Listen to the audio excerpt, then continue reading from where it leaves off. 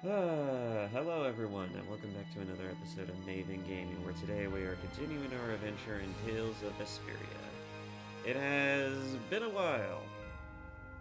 It really has. Well, life kind of just does that to you.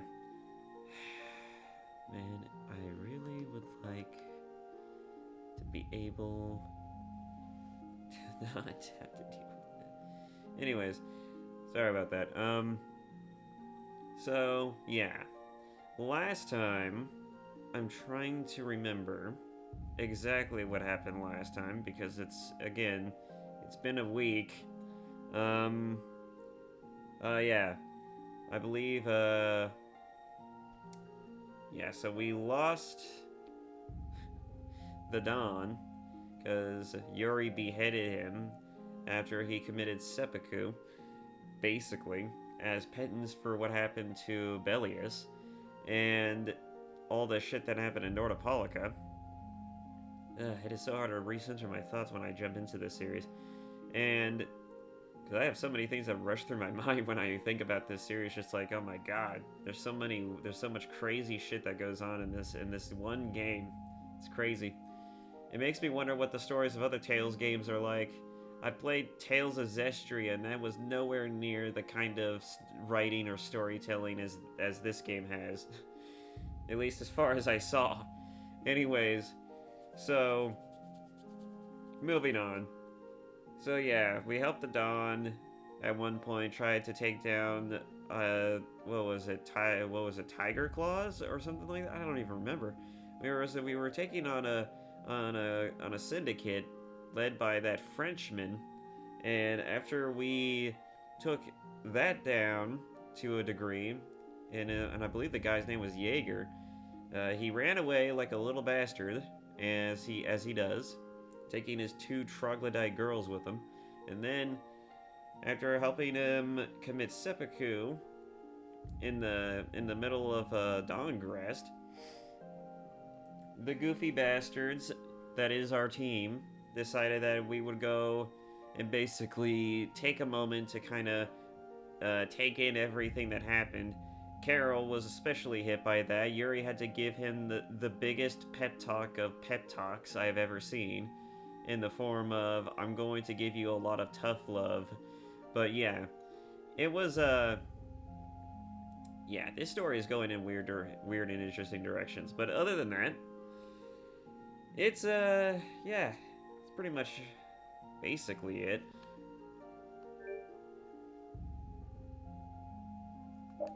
But Yuri, man, he fucking just killed 3 people so far. My man continues to murder people. He's crazy. He's crazy. He's crazy, man. He's crazy. But yeah, I still love Yuri's character.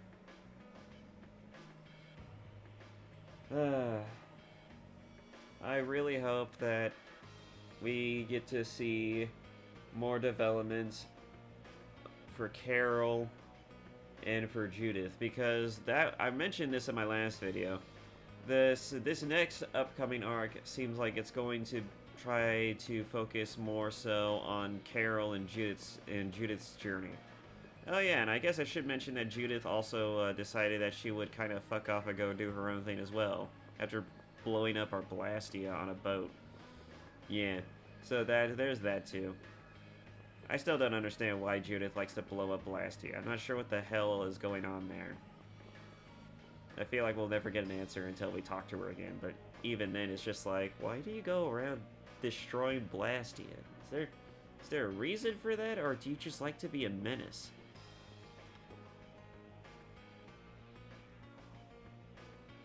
Carol, do you think he'll be alright? I think he'll be a little bit more fine than he was before. He'll be fine. But Well now, if it isn't that darling boy and girl. How very nice to see you both. Jesus fucking Christ, the devil in broad daylight, what the actual fuck? Jaeger! What are you doing here? And you brought your 2 twins with you. I'm actually confused. The actual fuck. You know, Yuri isn't above killing people, and I'm sure he ain't above killing people in broad daylight. You're you're asking for a bruised buddy. You've got some nerve showing your face after planting the seeds of war. Seeds of war? I'm quite sure I don't know what you're talking about. He actually kind of looks like a vampire, doesn't he? He's got the fangs for it. Attacking Palestrale is a matter for the Union to decide. Oh, Laura Bailey. You have been in better roles than this. And yet somehow that is still very much fitting for your... that is somehow still so fitting for you. I don't know what it is. Maybe it's just my... Maybe it's just because her role as Maka from Soul Eater is so good that this role just kind of is almost just permeates it. I don't know. I don't know. Oh boy. Yep, that's right. We just helped inform their decision. Exactly. Understand, my little friends? Yeah, no. I think you're misunderstanding something here. You're helping to ignite a war.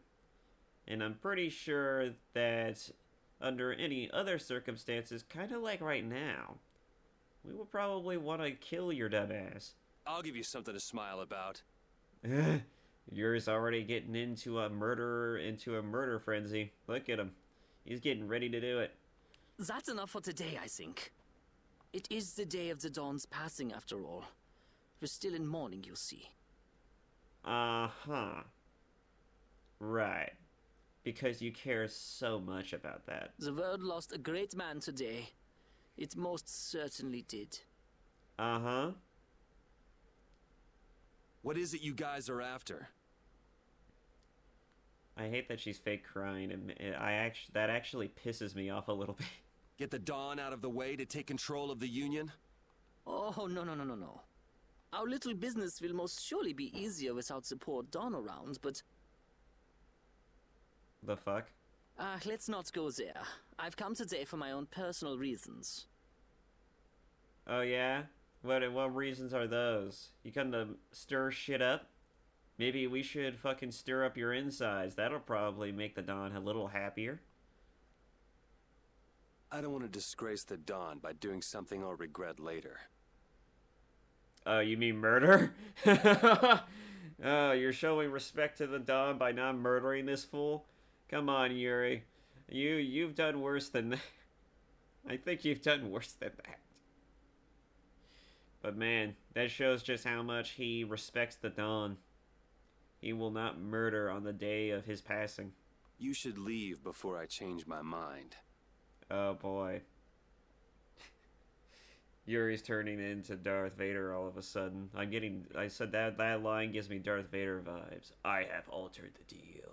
Pray I don't alter it any further. It is not only you who are mourning this death, you know. Be seeing you then. Even Jaeger is mourning the Dawn. Yeah, I don't know about that. I don't know how deep that goes. You know, I've been having Star Wars on the brain for quite a while now, and I think it's because not just because of Jedi Survivor's release, but I also think it's because I just haven't seen decent Star Wars in so long that my brain is actively looking for excuses to see decent Star Wars. That to the point to where, like, I'm actually coming up with ideas and stories in my own mind, and I'm almost compelled to put them into writing because I'm just that much of a... I just love writing stories that much. But it's just like... It's like, Jesus. It's like, how is it... How have we not gotten a decent Star Wars story? How is that possible? With all the Hollywood people, with all of the potential creatives that exist in the world, how have we not gotten it yet? How? Boggles my mind. And I hear Jedi Survivor is supposed to be pretty good, but I ain't touching that with a 10-foot pole. Because I know... I heard that the game is buggy as shit. And I'm not playing that. I'm not doing that. look, I love Respawn, but bro, have you guys learned nothing from Cyberpunk? And look, I know everybody likes to give studio devs shit for releasing a game in a buggy ass state, especially after EA fired the QA team. But it's just like, come on, man. You have to give Respawn some credit. Look, if they had the choice of waiting on this sucker and let it bake in the oven for just a little bit longer so that way they can get rid of the bugs, they would. I'm almost guaranteed, and I'm almost certain in my own mind that if they had the ability to do so, they would. But they don't. Because you have to understand it's not the studios that have the decision of when a game gets released or not. It's the publisher. The publisher has full control on what gets released at what time. So if anything, instead of bitching at Respawn for all of the technical problems and the issues with the game, we should be bitching at EA. And listen, I don't know if I've mentioned this before. I'm sure I mentioned this somewhere in one of my playthroughs on this channel. But EA is by far the worst video game company I have ever seen, ever. And Activision is a very, very, very close first in the position of being first place. EA is literally right up behind them. Activision is only as bad because all of the politics behind Activision's people and the people running the company is just, it's almost comically evil. And that's also including Blizzard. But that's neither here or there. EA is worse. Almost. It's almost just as bad because listen, there's two different ways we can look at this. Activision has the problem of it is just the entire company of Activision has a human resource problem. It has a lack of humanity that exists and permeates throughout its company, and complete disrespect for people. Whereas EA has a long track record of just corporately shelving all kinds of studios, eating the shit out of them, and then fucking destroying them when they're done with them. They are the literal Sith Lords of video game companies, and they literally destroy what they can't use. On top of that, they have more IP under their belt than they can shake a stick at. There is probably some IP that they are sitting on that they will never ever touch because they never ever will. And the reason for that is because it might not just be bankable. There might not be an audience for those games. And it's like, but you could revive them. I'm sure there's a niche audience that loves them. You could probably revive them and make a game about make a game in the, make those games today, and they might be good, but they don't do it.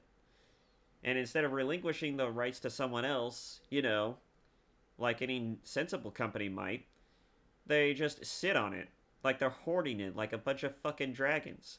And you know who else does that? Disney. And if I have to compare you to Disney, let me tell you something.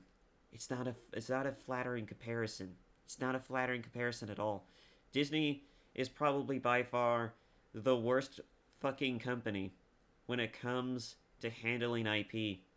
I have never seen a company that is more incapable of handling IP than I have the Walt Disney Company. And if I have to compare you, if I'm comparing you to Walt Disney Company, you fucked it. You've lost the plot, mate. You've lost the plot. Absolutely. You've completely fucked it. But yeah. EA, man. EA's a shit company. They've always been a shit company. They've just been more and more seclusive. They've just been more reclusive about it. They haven't been openly spouting it and praising themselves to the world. They haven't been proclaiming it to the heavens like they used to. Like back in the days when Andrew Wilson could walk up on a fucking stage and just be like, oh, well, we want to turn players into payers, and we want to introduce loot boxes and pay-to-win systems in all of our games. And he will call them something amazingly stupid or cringeworthy. Like, we want to give people the option. We want to give people the ability to choose whether to choose the way they want to play the game. We want to give players the option and ability to feel satisfied by playing the games in whatever way they see fit. And if that means spending $20 on getting a bunch of randomly drawn skills and ability packs in our video games to give them an edge in games, then we will. And okay, I'm getting lost on this topic, but the point is that I want to play Jedi Survivor. I really do, but I won't touch it until Respawn actually goes about giving it the bug fixes. And I don't blame Respawn for it at all, because I know who's really responsible for that fuck shit, and that's EA.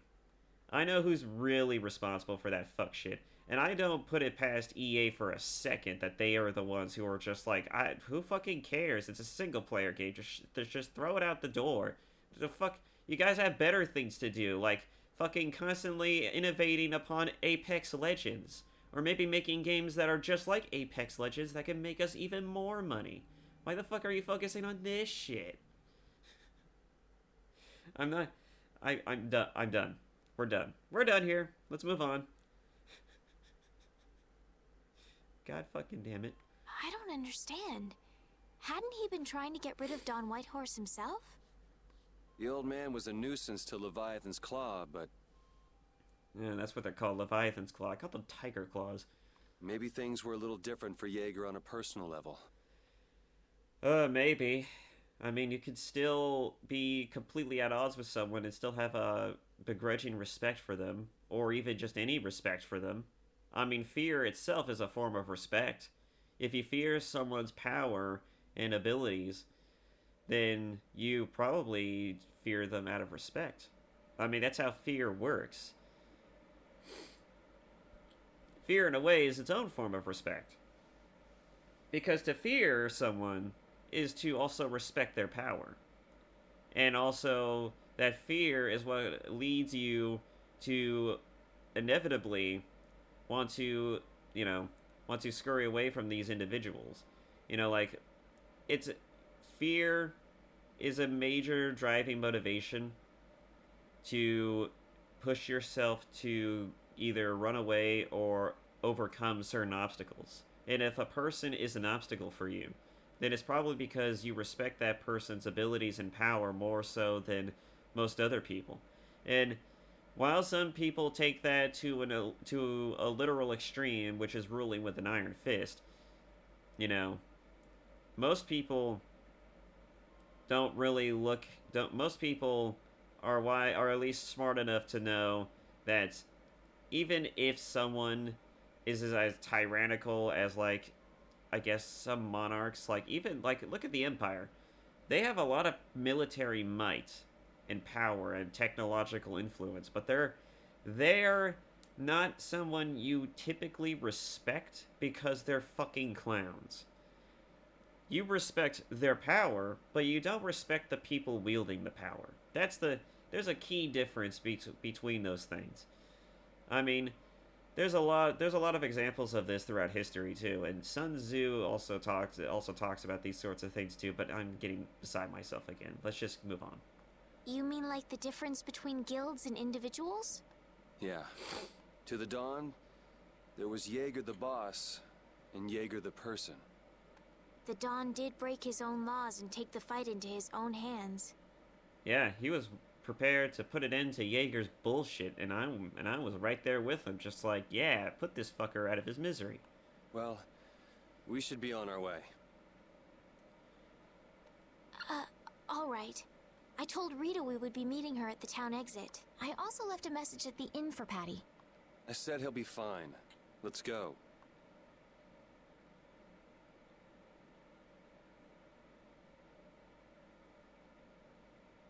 You had to think about that one. And you left a message at the end for Patty. Cool. So, alright, anyways, we're looking for Judith, right? Yeah, that's right. We were going to look for Judith. After everything that happened, we're gonna go look for Judith.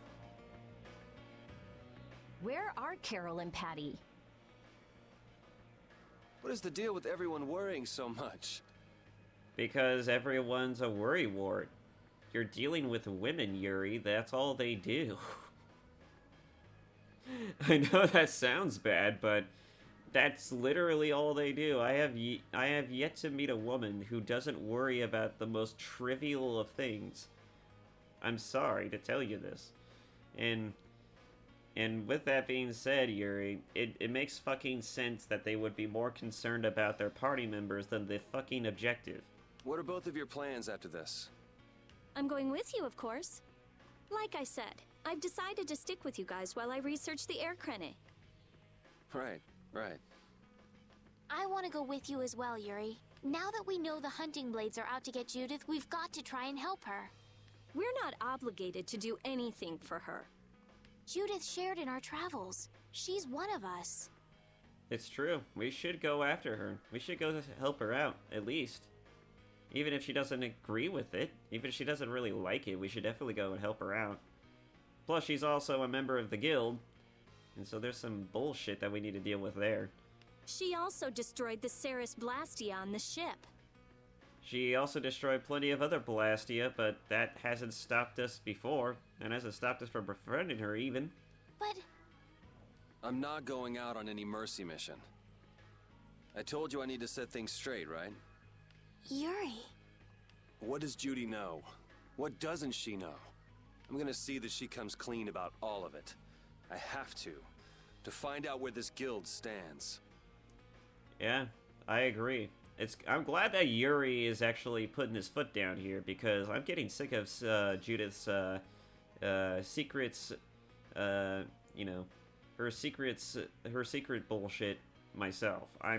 Her hiding shit from us was okay at first, but the fact that she hid such important information from us and may even know things about Pharaoh and the other Entelikeia.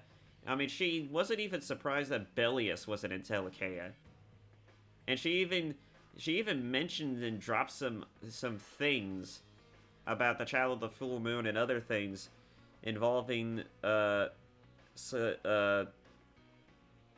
Estelle's powers that make me question, wait, so she actually knows more than she's letting on? And that part in particular creases me. I don't like the fact that she kept such important information from us. And so if we can, I want to get it out of her. Even if that means having to beat the crap out of her just ever so slightly. Well, we might just end up saving her along the way. I mean, we'll save her all right. But then she'll run into a new menace and then a new problem, and that's her basically fucking off and then leaving us out to dry. And now we want answers, and you better believe I'm not fucking standing for any bullshit like, oh, I can't tell you, oh, it's just a secret. Women always have secrets. It's just like, no, your femme fatale bullshit is not gonna work here. You're gonna tell us what you know. You two are worried about her. I knew it. What are you talking about? We might, is all I said. Anyway, with all this talk about setting the guild straight, is the fearless leader himself gonna come? The fearless leader himself is having an existential crisis. It'll take more than this to keep him down. He'll come. Wow. You have faith in Carol that great? Or are you just saying that to be optimistic? I never know with you, Yuri. Oh, Patty's here. Oh, yay, Patty's here. Yay. Did you have a look at what your grandpa left behind? We're starting to learn more about her relationship to her grandfather and the truth behind her amnesia, but it's like it's so sparse, it's so few and far between those moments that it's easy to forget that she actually has had some development. I engraved it all firmly in my memory. Neat. So did it help you remember anything? It doesn't look like things are gonna go quite so well. But I can't let myself get discouraged by something like that. Yeah, that's right. Is it okay for me to be with you guys a little longer? Patty, This is a motley crew of misfits and weirdos. You're absolutely fine. In fact, you're probably fit right at home here, since you're dressed like a pirate and you're a little troglodyte that we just can't seem to shake off. I don't mind. Okay, let's go. What should we do about Raven? He couldn't come now. He can't turn his back on this town. They lost the Dawn. True. But I mean, what else is the fucker gonna do? Go after Jaeger? I mean, good luck with that. You're probably right. The old man has his own agenda to take care of. I'm gonna miss him. Really? You're going to miss him? Estelle, you really are too good for this world. I don't know if I'd miss him. I probably miss him about as much as I would miss my pinky toe, which is very, very little. The human pinky toe, by the way, should be evolutionized out of existence. It serves literally no purpose. It's the reason why people always make the mocking joke of like, oh yeah, it's about as bad as the feeling or the loss of my pinky toe. It's because literally the pinky toe serves no function. The pinky toe might as well should just finally be evolved out of existence. It's that bad. Many scientists have agreed the pinky toe serves no purpose. All the other toes basically do the job that the pinky toe could do, but doesn't. Think who you're talking about. That guy might just pop up when you least expect it. So where is this Mount Temza anyway? My guess is that it's somewhere north of the sands of Kogor. She mentioned something about living with Baul on a mountain to the north of a desert. There certainly are plenty of mountains in the northern regions of Desier. Well, let's start there and see where it takes us. Out of curiosity, does anyone... I mentioned toes a moment ago, but it makes me wonder, how many people in the world actually like feet? I can't imagine that there's that many people. I know there's foot fetishers out there, and I know there's entire websites dedicated to the thing, but I mean, it's like, I can't imagine why you would find feet attractive. I mean, I think that some feet that are well manicured and don't look like they've seen a whole lot of wear, and they're completely immaculate, could be I guess seen as being pretty or maybe somewhat attractive. I don't know about that. I mean, I'm really struggling to find the appeal. I mean, small feet that are clean and pristine, that have been manicured, might look nice, but I don't necessarily see the attraction. And I'm having a hard time figuring that out. That's the one thing about human beings and their weird attractions to all things that are human that I don't understand. And I don't think anyone's gonna understand unless you have that sort of inclination, that sort of proclivity.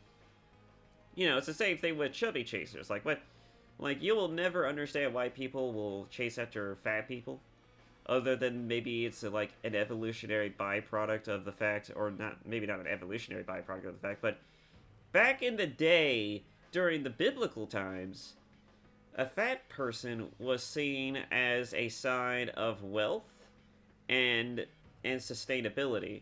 If you knew a fat person or a fat woman, they likely had more food and money than they knew what to do with. And so the attraction there is purely material. And I think it's the same thing with men. You know, like if you go chasing after a fat dude, it was for very much the same reasons. It's why it's one of the main reasons why, you know, a bit of plump is seen as attractive. But you know the funniest thing? You know what the real funny thing is that if you go far enough back, you'll find that fat is not the kind of fat you see today. There's a reason why nobody likes fat on people. And that's because in the modern era, you don't have to do very much of anything. We are completely spoiled on the convenience of technology. To the point to where, like, we just could just naturally build fat without too much effort. We actually have to work to trim fat. That's the reality of the modern era. But back in the day, you had to do everything yourself. You had to walk everywhere you needed to get to. You needed to do everything yourself. You needed to write. You needed to do everything that had to be done by hand. And so you never had the option of just, you know, not doing things yourself. So it's understandable that when you look at what's considered fat back then and is considered fat today, you'll notice that, oh wow, this person is actually just like a slightly chubbier and more attractive person, and not necessarily fat as in like they literally look like they could be their own spherical planet type of, they look like they could have their own gravitational pull kind of fat. There's a wealth of difference there. And in fact, if you actually go back and look at some of the Guinness World Records, the previous records that were held, the fattest person ever to be recorded, according to some of the records some of the Guinness World Records, there was even a person who was once hired as being like a freak show at a carnival, at some kind of carnival, where he is considered to be the fattest person ever seen, and they turn him into an entire skit for a carnival. And when you look at the picture of the guy, he looks like just your average Joe. He looks like a father with a beard belly, who looks like he sits in front of a TV all the time and munches on chips. That was considered fat back in the day. A beer belly and chip, and a guy who probably sits around and watches TV all the time. That was considered fat. Amazing how things have changed. Anyways, enough of that. Getting back to the point. Getting back on track here. We'll be going to Desert by ship. Looks like that's where I come in. All right, let's head to the ship. Ay.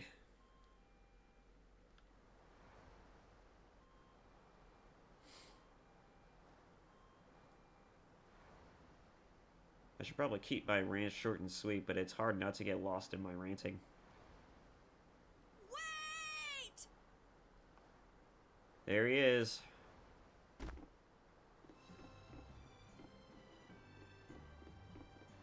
Carol! It's Carol.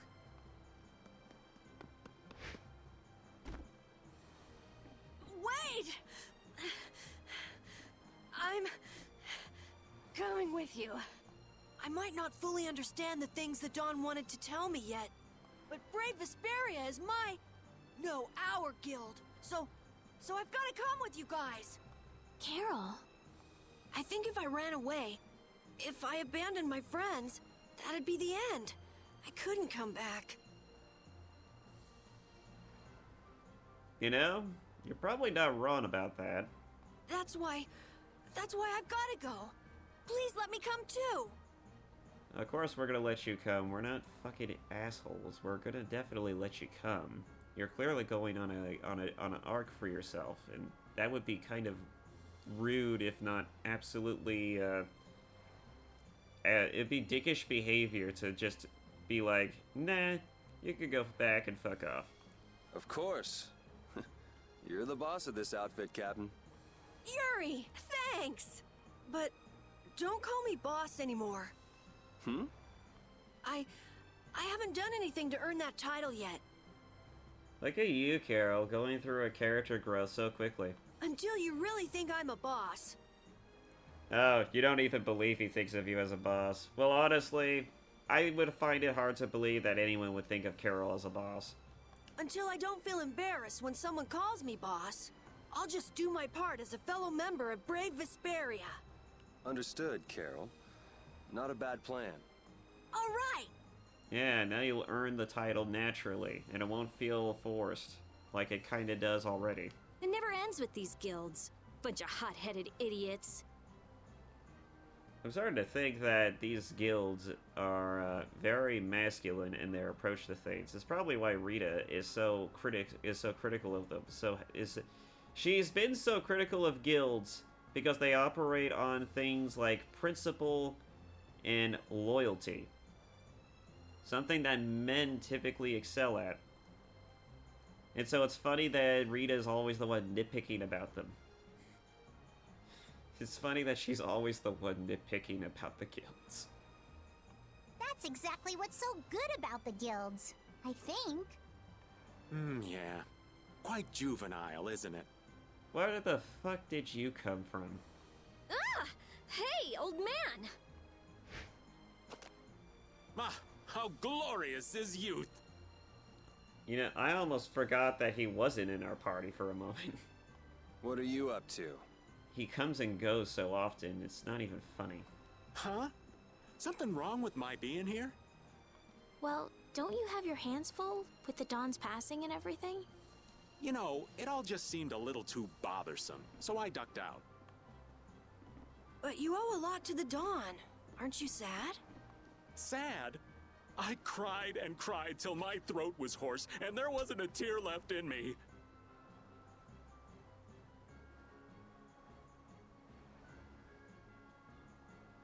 I wish you could be just ever just so slightly more serious. But he always puts on such grand theatrics. You can't really tell the person from the fucking facade, and it's really hard to pinpoint this character. I mean, at least Judith was upfront about the fact that she keeps secrets, and she wasn't really hiding that fact from anyone. But this guy is constantly putting up an act, and I can't tell what's true and what isn't with this guy. That makes him more interesting as a character, but I mean, he's so hard to read, and I know he's probably going to have some major reveal at some point that's probably going to shock everyone. It's most likely. It's characters like this typically have the biggest jaw-dropping reveals in any sort of story. Funny, it doesn't show on you at all. Huh. So not even Raven the Great can bear to ignore the Dawn's parting words. What are you talking about? You heard me, didn't you? That burden's too heavy for this beast. I'm sure they'll be able to take care of that piece of business just fine without me. All right, we'll leave it at that. Oh, man. These kids today, I tell you. Traveling in a group is loads of fun. It's so lively. What is that shit-eating grin? Every time I see it, it disturbs me. This isn't lively, it's rowdy. Didn't I tell you that before? So now we can depart for Desier, right? It's like right there, front and center, and everyone's just smiling. It's weird. Huh? Why are we going back there? That's a pretty good hunch you had there. Mount Thames is north of the Sands of Kagor. There's a Crydian city there, if memory serves. And why would you know something like that? Well, I'm over twice your age, so of course I know twice as many things. Right. I don't think that's how that works. So are we going, or aren't we? Can we get to the north of Kagor by boat? Guess we'll have to see when we get there. Hoist the sails! The Fiertia is off to sea! We're heading out to the north of Grigor to find a Crydian city. That'll be interesting. We never really get to see Crydians in our culture. Our swords for freedom, our shield for friendship, our lives for the common good. The Union Oath, huh? Do you suppose Ifrid lived according to those words? Or did the wind blow differently? Well, the fact that Ifrid's signature is on the oath is no simple twist of fortune. Well, we'll just have to take up the oath for Dawn and Ifrid then, won't we? Well, Don, looks like the youth have picked up the torch you and Ifrid once carried. Okay. I think it's highly possible that Ifrid, whoever this Ifrid character was, he likely was someone who believed in the oath and likely fought for it. But if he did end up turning and doing some fuck shit, it's likely as a result of some extenuating circumstances. And nothing to do with actually, you know, nothing to do with anything in particular. That could be, I don't know if it was his actual nature. It could be just something that was forced. It could be something that just, it so happened to work out that way. He probably needed to be an asshole in order to get shit done. You never know.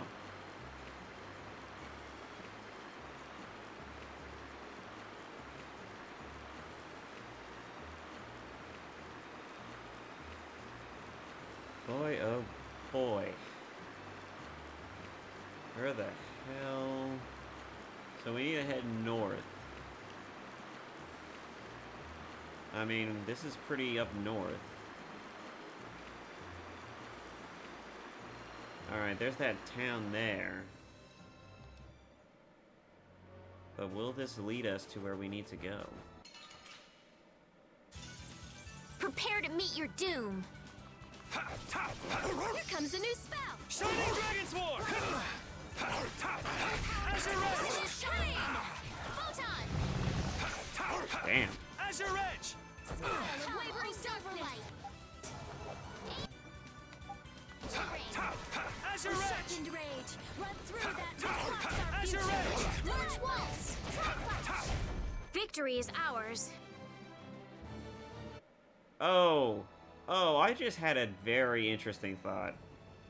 Don Whitehorse was a real man, wasn't he? Aye. I'm sure you felt the weight of that in your blade as his second.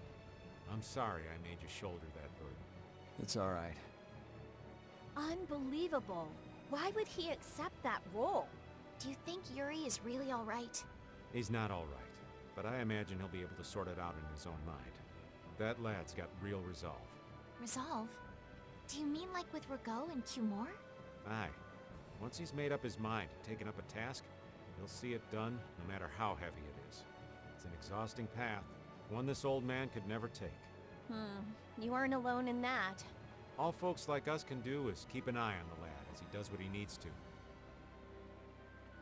Yeah, so he doesn't get a little too over his head. But, yeah, that was an interesting bit of dialogue there, but... Oh man, an interesting thought crossed my mind. What if this story is really just a prelude to potentially making all of these characters into potentially going down a darker path, and it all inevitably ends with them becoming either villains themselves or like sort of like tragic figures. Because I mean, Estelle, clearly, I would have a difficult time seeing ever doing anything that could be considered wrong or harmful to the world, but she could do it accidentally. And so she could easily be a tragic figure, but, you know, all these other characters, Rita, Rapide, hell, even Patty, maybe, you know, like, they all have the potential to potentially go down a darker road, and Rita in particular... It's very subtle because her entire skill set has been slowly growing to have darker magic elements. She uses a lot of dark magic in battles now, and that's an interesting detail because that really makes you think, why does she use a lot of dark magic? Sorry, but you're going bye-bye. I mean, that can't just be a coincidence. I mean, what other kind of people use dark magic, villains? Here comes a new spell! Shining Dragon Sword! Azure! Oh, angelic princess, grant us your magnificent embrace! Azure Edge! Them thy undefiled purity! Nightingale! Splash! Azure! All right. They know each other way too well. Ay, ay, ay. Oh, nope, nope, nope. Hell yeah. Yep, this is the Here path. we are. Welcome to Mount Temza. These are human footprints, right? There sure are a lot of them. Maybe a platoon came through here? Probably from the Empire? Could it be the hunting blades? That, or it might be the Knights. But why would the knights be here? Well, Flynn was looking for Apatheia too. If that's what the hunting blades are doing here. I mean, they were almost close to getting Apatheia too, the hunting blades, from Bellius. So, yeah, I'd imagine that everyone's looking for Apatheia. Likely someone is pulling some weight around and is looking for Apatheia for some sort of objective. Then the Knights could be here for the same reason. Why is everyone scrambling to get their hands on Apatheia all of a sudden? Because there's something that only Apatheia can do that someone needs in order to accomplish. You just gotta figure out who's the one pulling all the strings behind the scenes. It was so pretty, all sparkly and glittery. I'm sure it's incredibly valuable. I don't think that's the reason. We never had the chance to get an explanation from the Dawn. If Judy will clue us in on what she knows, things might clear up. Judy, I wonder if she'll tell us. I don't know. It's up to her whether she'll talk or not. Of course, if she decides not to. Yuri? Hey! You guys, come look at this! This is crazy!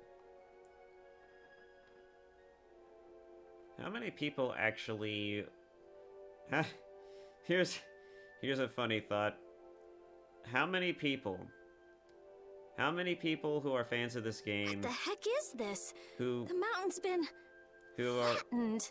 Who may be watching this video or have literally played this game for the first time. I wonder how many people in that moment thought that Yuri was probably going to do something really, really aggressively interrogative. Like maybe choke slam Judith into the ground or something. And I wonder how many of those people actually got turned on by that thought. You have to understand. There's a lot of depravity in the modern era. A lot of depravity.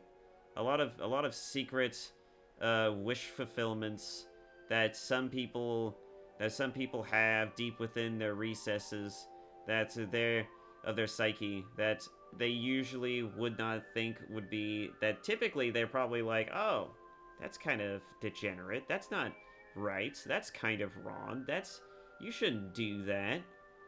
But then they find the idea kind of almost interest. They find it almost exciting, and that's. Listen, guys. Let me tell you something about women. And women are funny in the sense that they don't like to submit to anything or anyone.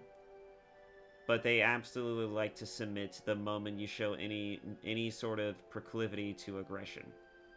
And it's like their natural default, alright? You show any act of aggression that isn't literal violence, they immediately keel over. It's weird. It's funny, it's weird, and it happens a lot. You see it all the time in the fan forums, media, and all kinds of things. But that only happens, alright, you have to understand, is that it only ever happens if they genuinely have some level of fondness with the person. Or they respect the person enough to actually allow that to be a thing. Alright? It has nothing to do with just the act itself. It has to be it has to be because of the person who is committing the act. And I know, and I bet you for a fucking fact that there's probably enough female players who have played this game who look at Yuri and are like, yeah, I could probably, yeah, I dig that. I would love to get choke slammed by Yuri. Because he's just such a great character. This guy is written so well, and his motivations are great. And even then, you still don't really know what he's thinking half the time, because the guy just does shit, and you're usually the one just spectating, and you're fucking surprised by the fucking decisions that he makes. Like, no one would have thought in the entire playthrough of this game that Yuri would have actually gone and committed an act of murder against people 2 people and then helped kill another person. It's like, what the hell? Yuri is an interesting character, and women love interesting characters. They absolutely love guys who take the initiative and actually just live life by their own way and do it through their own methods, and they live by their own set of principles, because that I've mentioned this in my like 2 playthroughs ago, like 2 videos ago. Okay, I'm not gonna rehash it all here, but it's just like, come on. You can't honestly expect me to believe that there hasn't been at least a few people who have at least made a joke about it. Anyways, I'm moving on. What could have happened? Is there really supposed to be a town here? Well, it was here 10 years ago, that I'm sure of. But I can't vouch for what's happened since then. 10 years? That's quite a ways back. What were you doing way out here? Well... That voice. Is that you, freak? I think you mean Judith? Here's hoping everything's all right. Let's hurry.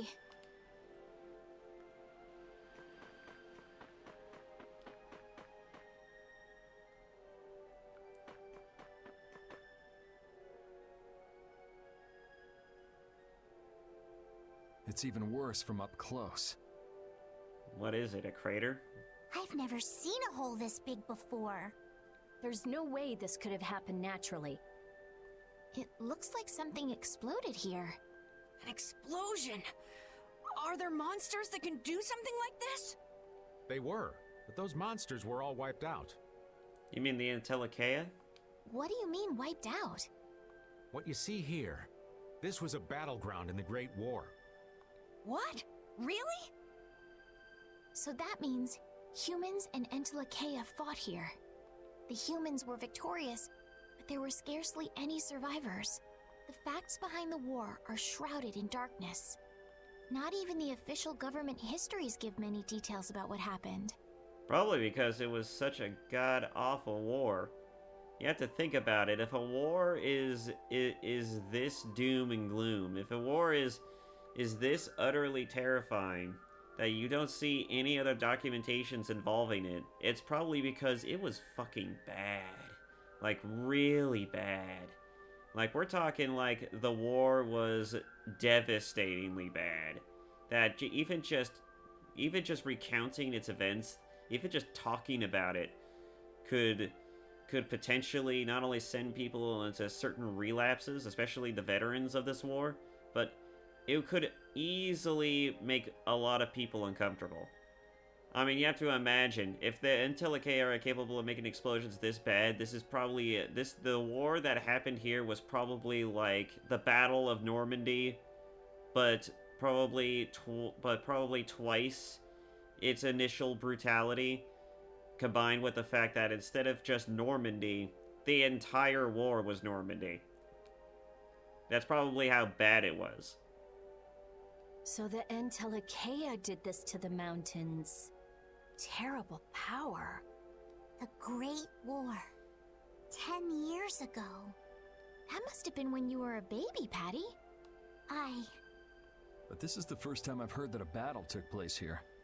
The Empire's kept a pretty tight hold on information about it. They've got a lot of secrets. You should know that by now. Thought it was strange that monsters would wage war against humans, but...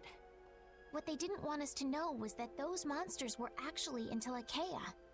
You sure know a lot about this stuff, Raven. You come across a lot if you live long enough, kiddies. Okay, enough history lessons. We came here so we could look for Judy. The monster's voice we heard just now. What if they've already got Judith cornered? Judy's really strong. There's no way she'll go down easily. Of course not. Besides, I've got to give that dragon freak a beatdown. You need to stop. You need to stop. Yuri is probably going to be fulfilling that role already. You trying to fulfill that role just is like it's just a running joke at this point. I can't let a monster beat me to the punch. Yeah. Let's hurry.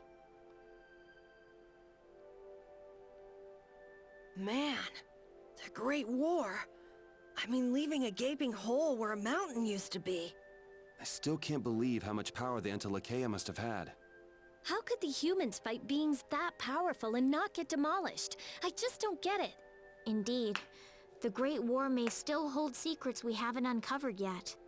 And I'll bet those secrets are hidden somewhere in this mountain.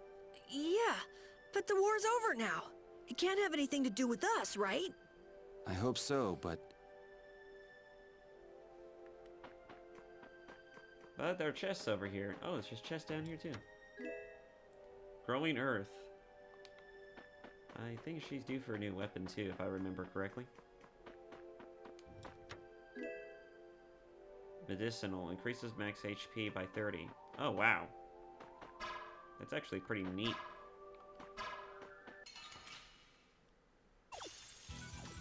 I feel like an easy win. don't get careless. What the hell is that? Asher! Here comes a new spell. Not bad. Do I want to try fighting this? Shining Dragon Sword! Oh, I missed it. Grant them thy undefiled purity. Well, it didn't die. I mean, I died a little quicker than I thought it would. All right. They know each other way too well.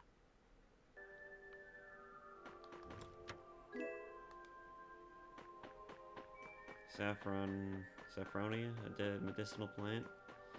Another medicinal plant. I wonder if that increases TP. I'm getting new items everywhere. Saffron. Increases agility by 1. Oh, so it increases agility. Increases max HP by 10. Is there a limit to how much it increases? I mean, well, not a limit necessarily, but...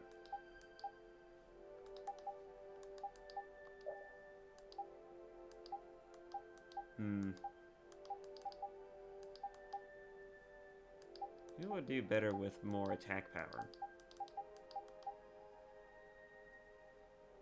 I feel like we should give it to Yuri since he's mostly the only he's the literal player character of this story. HP...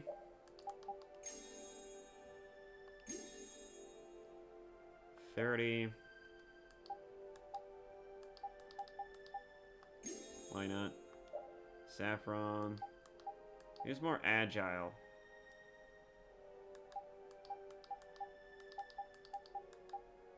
Raven's by far... Well, Repeat's also pretty agile.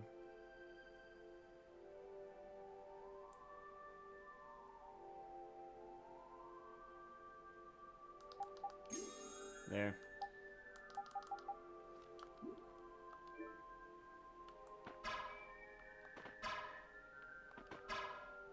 Wait, do these things have buttholes? I thought I saw a butthole for a second. This looks easy. Don't get careless. Oh, it just scales. Great, now I'm the one with the dirty mind. Thy judgment upon the evil before me. Ow. I gotta try and keep up. Azure Edge! Oh, Angelic Princess praises your majesty and Run praise. through Ow. that which blocks our future. Azure Edge! Shining Dragon Sword! Grant them thy undefiled purity. Azure Edge! Shining Dragon Sword!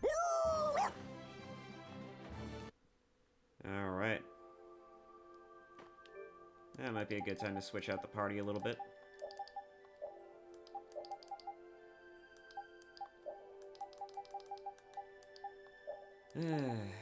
Let's see. No, you're still working on a weapon. That's pretty neat. Alright. You're still working on a weapon. Oh yeah, I forgot that's why you're using the Sinclair. I don't think you have a new weapon either. No.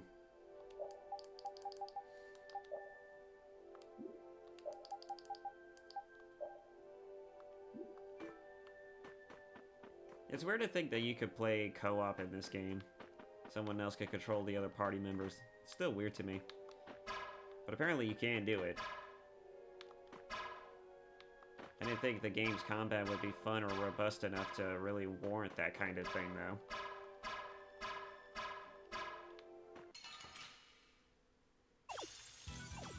We got a head start. It doesn't seem fair. I mean, I know it's borderline action game, but it's like, come on, not even Devil May Cry has that.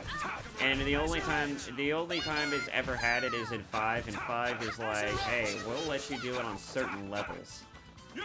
Watch out! Shining Dragon Sword! They don't even let you do it in Bloody Palace. Hey, come on! Yay! All right. How about a hug? I don't think so. This is why I question why you would miss this guy. This is why I question it.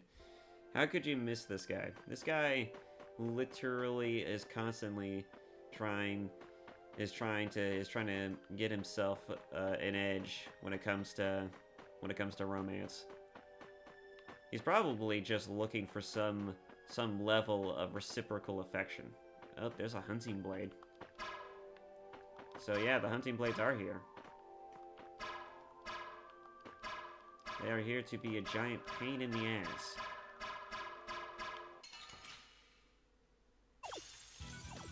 Ooh, now's our chance.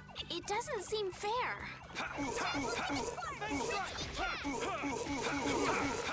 Shining Blade! Azure Edge!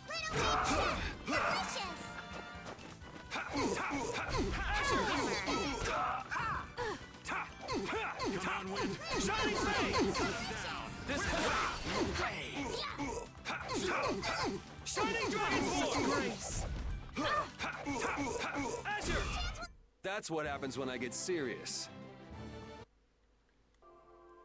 They're kind of pushovers, a little bit. But that's what happens when you combo them into infinity.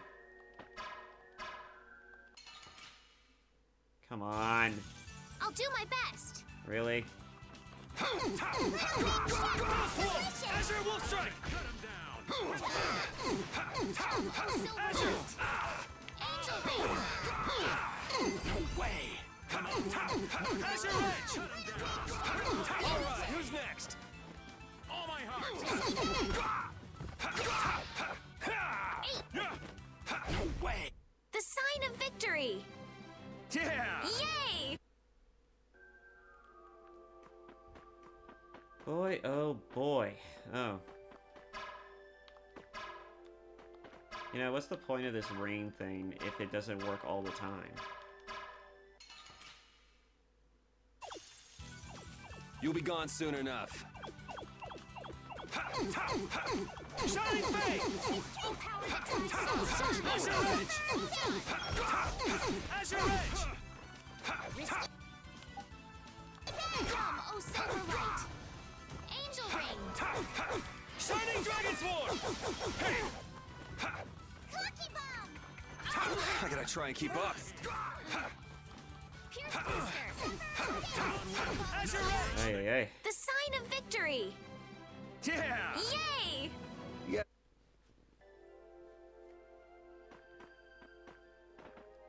There's a chest over there, and I can't get to it.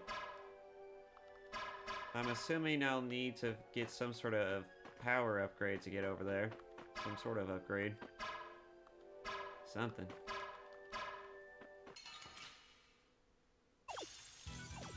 Ooh, now's our chance. It doesn't seem fair.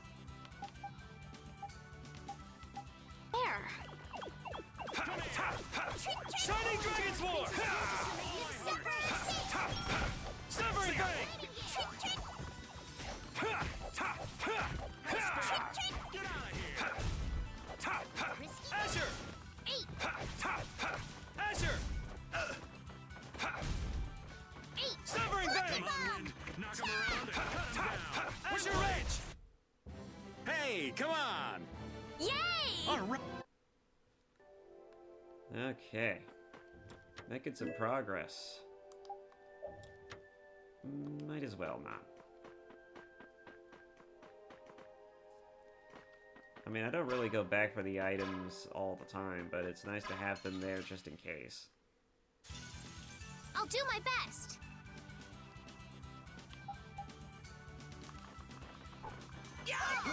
Pardon me.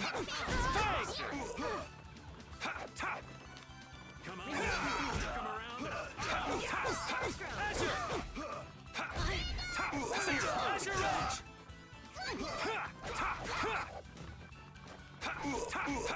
Shining Dragon Sword! This is it! Asher Ridge!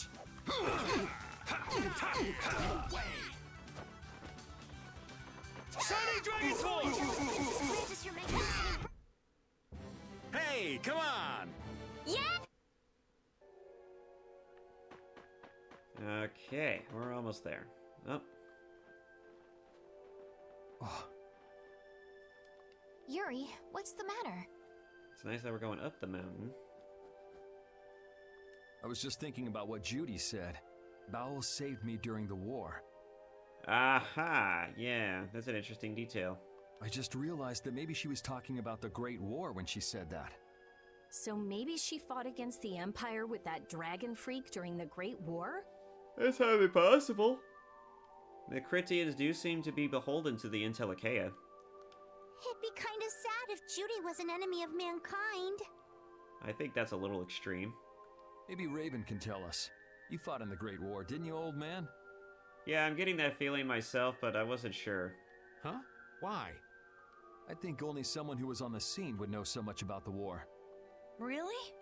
But there weren't supposed to be very many survivors, right? Very true. I thought I was gonna die back then, too. Ah, if only I'd died then. Things would have been so much easier, too. I don't know what you mean by that, but I'm sure you lived a pretty long and eventful life. If only you died. What a weird thing to say. Yeah, but it's something that only he would understand, and that's the problem. So, did you ever see Judith during the war? Likely not. No, not a chance. I may be a player, but 10-year-old girls are definitely off limits for me.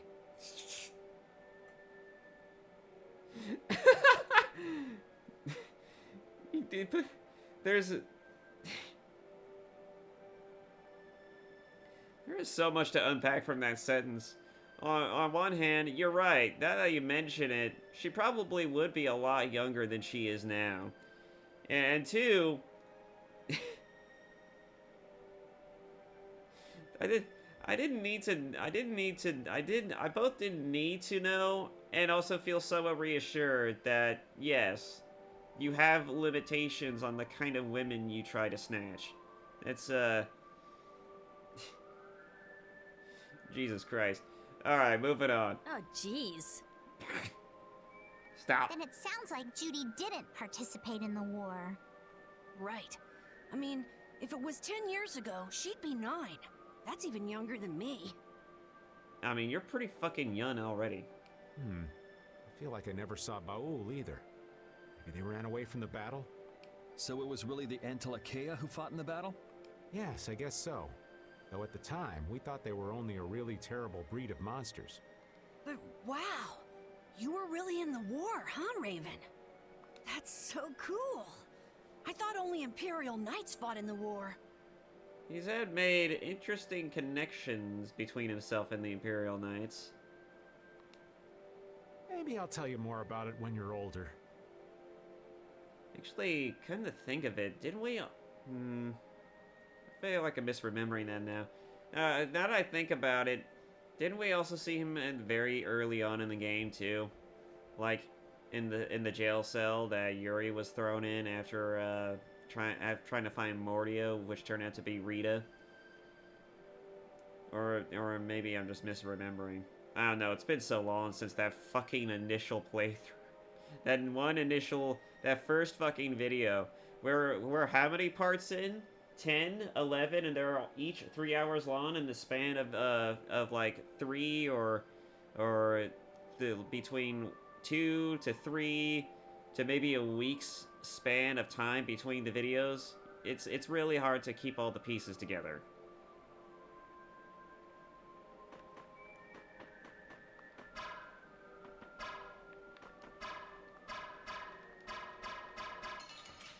Damn it.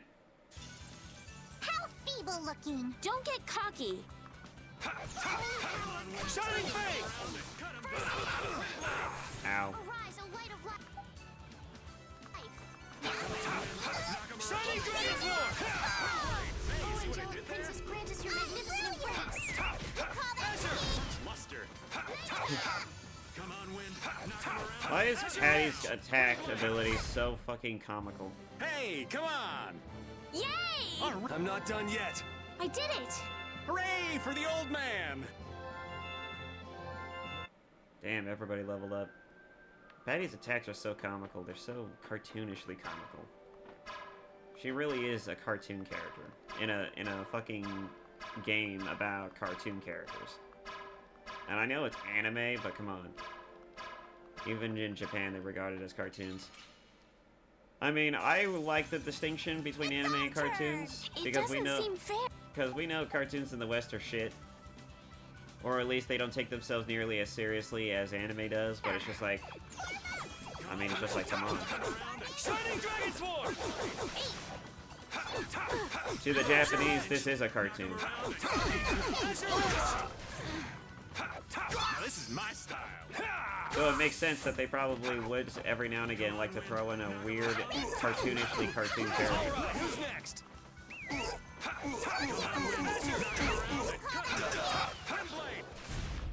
This is my victory pose.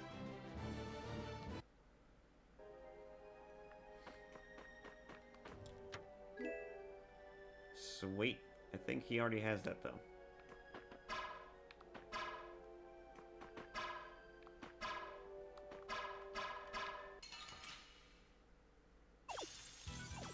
We have a great opening now! Let's party! Come on, wind. Shining Dragon's War! Dirty trick! No way. Azure Edge! Come on, wind. Knock him around and Holy power, come to me! First aid! Arise, Shining Faith! Azure circle! Oh, angelic princess, grant us your magnificent embrace! Azure Edge! Nightingale! Hey, Azure Edge! wait. Hey, come on. Yay! Alright.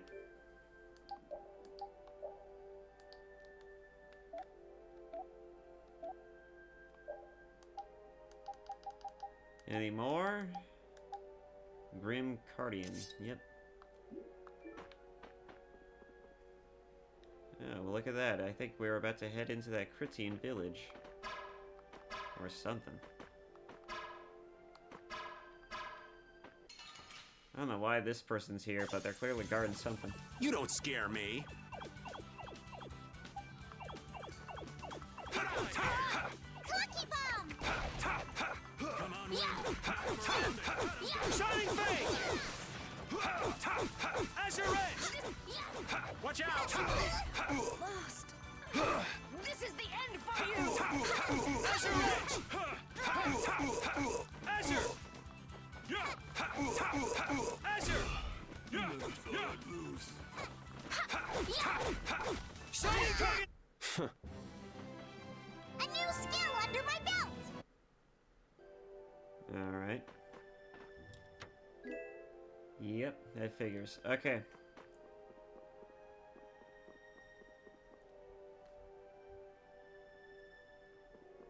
No, it's a ruin. For a second there, I thought we were about to head to a Critian town or something. This is a Critian city? No, I don't think it's the one we're looking for. More like the remains of one. Yeah, it's possible it was Critian. There might be some treasure around here. You mean priceless artifacts? Not treasure. Come on. A pirate should recognize the value of artifacts. But then again, I guess you're not an archaeologist either. She's no Nathan Drake. What do you think Judith would come here for? Or an Indiana Jones. Suppose it wouldn't make much sense to say she was feeling homesick.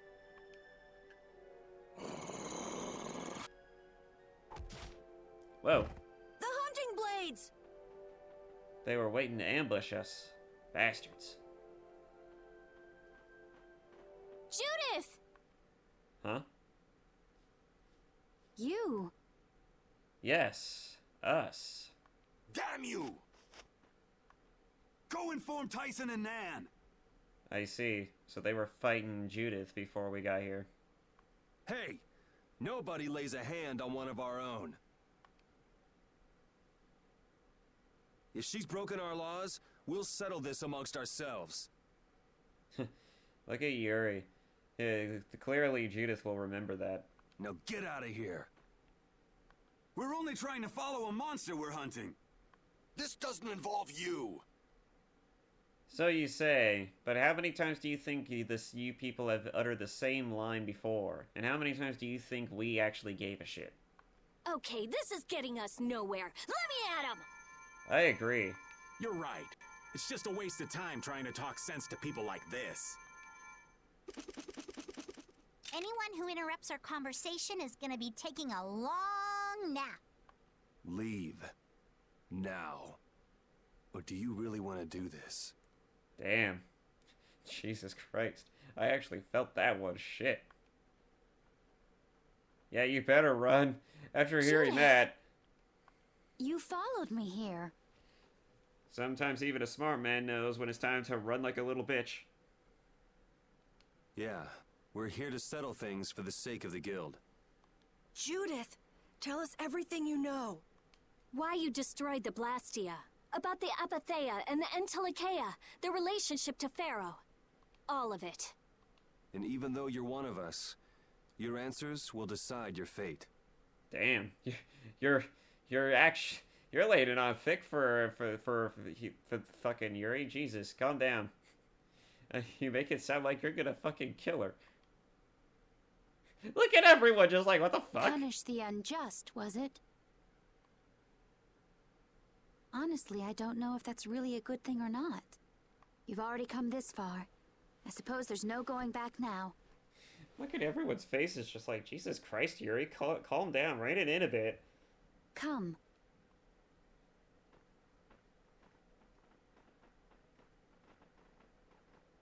Yuri, what did you mean about Judy's fate? I think you know exactly what he means, Carol. What do you think he's been doing for the past while? He's killed 3 people so far. I don't think he'd mind killing another. If there's one thing the Dawn's last moments taught me, it's that I've been too soft. Oh, what the fuck?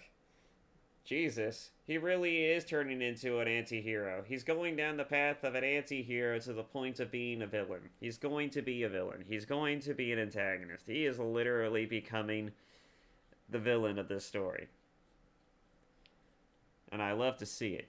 But it's just like, goddamn. Yeah, you're taking the wrong message from his death, in my opinion. If a part is infected, you cut it off before it infects the whole. Even if it's a comrade, an Entelikeia, or a friend. I don't know about that. I don't know about the literal cutting off of something that could potentially be hazardous to your guild. I get what you're saying, but I don't think it's necessary to go to an extreme length with it. You mean even if it's Flynn or Pharaoh? Yeah. It's the path I've chosen for myself. I think it's a pretty dogmatic one, though. Even you have to realize it's a little dogmatic, Yuri. That you're just going to kill people who are an inconvenience to you. That makes you no different than the people you kill.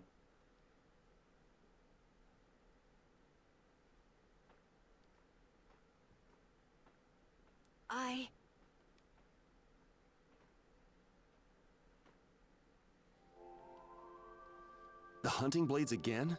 We didn't just cross paths this time. We're after the same thing. We just might have to fight. If it does come to that, you guys don't have to worry about me. But we can't keep Judith waiting. Let's go!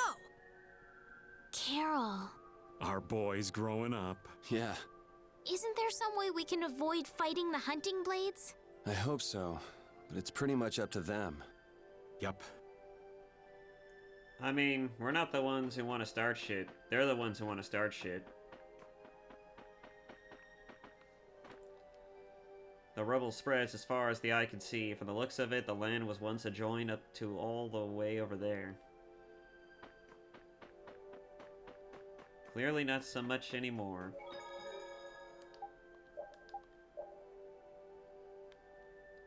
Hot diggity damn. Alright. Grand Scepter. A pike made from blessed metal. And great, she can use it. I don't think she needs it right now, no. Oh look, more hunting blades. You think we'll be able to avoid fighting? No, it's completely up to them. It's our turn! Yuri says as we immediately initiate a combat scenario with them after fucking tranquilizing their dumbasses. Shining Dragon Sword!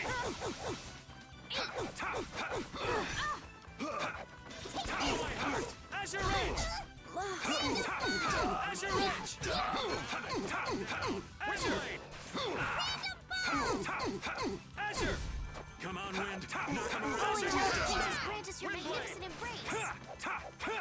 Fang Strike! Azure Ridge!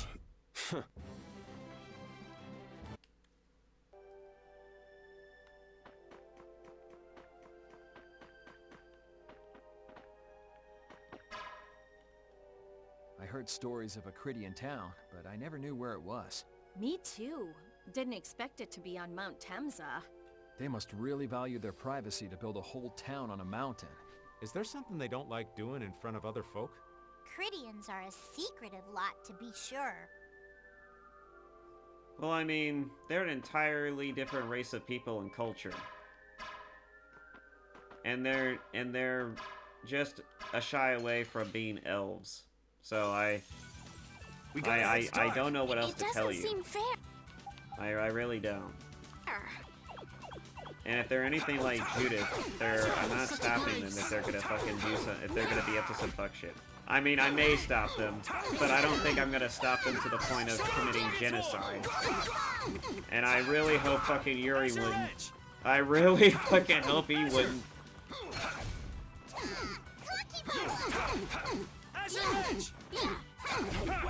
I'm just getting started.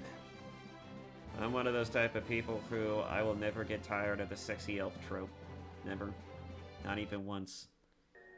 And it's actually pretty interesting that elves are associated with nature and particularly motherhood. At least that's how a lot of the doujins and a lot of other form of media tend to depict them as being very well off people that definitely strike you as accentuated beauties that tend to value nature above all else. And spirituality. It's either nature or spirituality.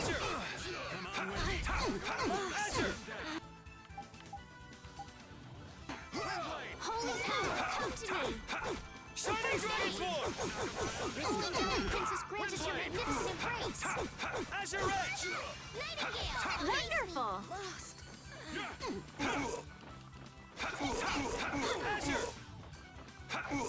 Alright, who's next?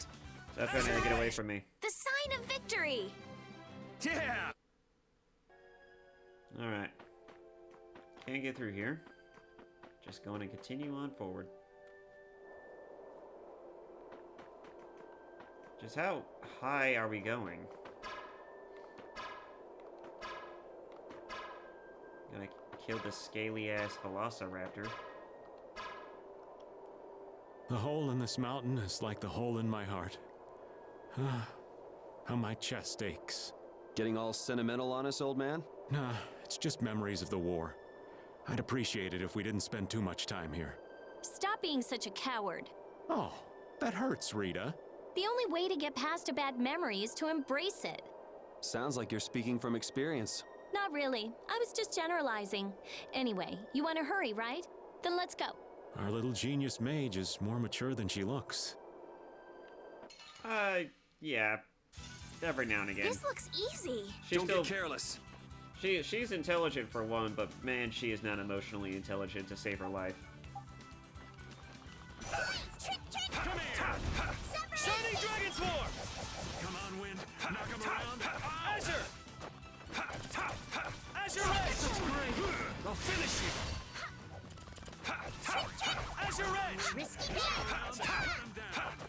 Jesus. How do you fucking combo Let's that go. thing into the air like it was nothing?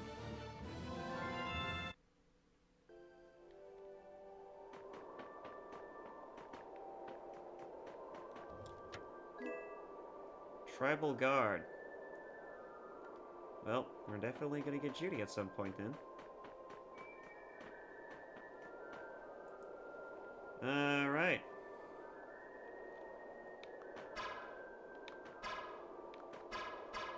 Yay. Oh, there's no challenge at all. Don't get careless. It's just something about the height and dimensions that don't really allow this thing to work half the time. This is it. That was awesome. Hey! Azure Stop escaping me. Come to me. First aid. Oh, angelic princess Francis from the head.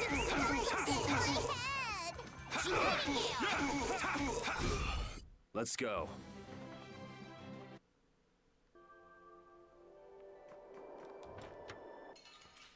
What the? Yeah, I guess we'll fight. Oh, I forgot these things do that. Shining Dragon Swarm! Come on, Wind. I forgot mimics exist. It's been so long since I had to fight one. Oh god. Done yet. Oh my god. No way. Azure Edge! Fucking Yuri got 8. Azure!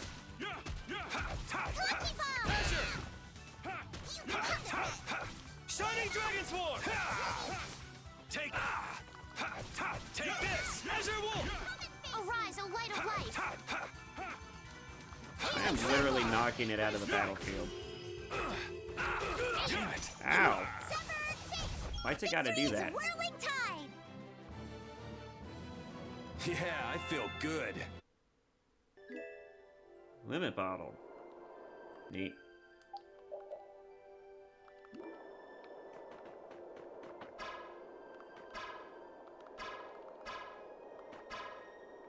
Actually, no, I don't even need to go up there. I mean, it looks like we could go through that indent in the wall, but we clearly need something to do it.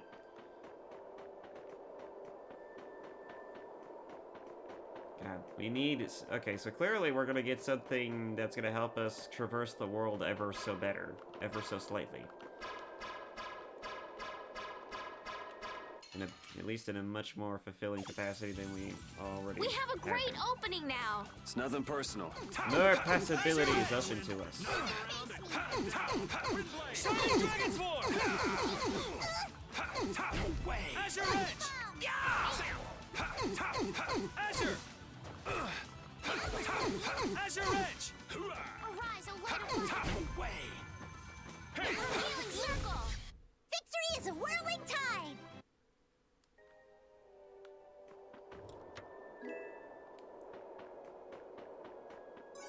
So there's a boss battle up ahead. Yee! Yay!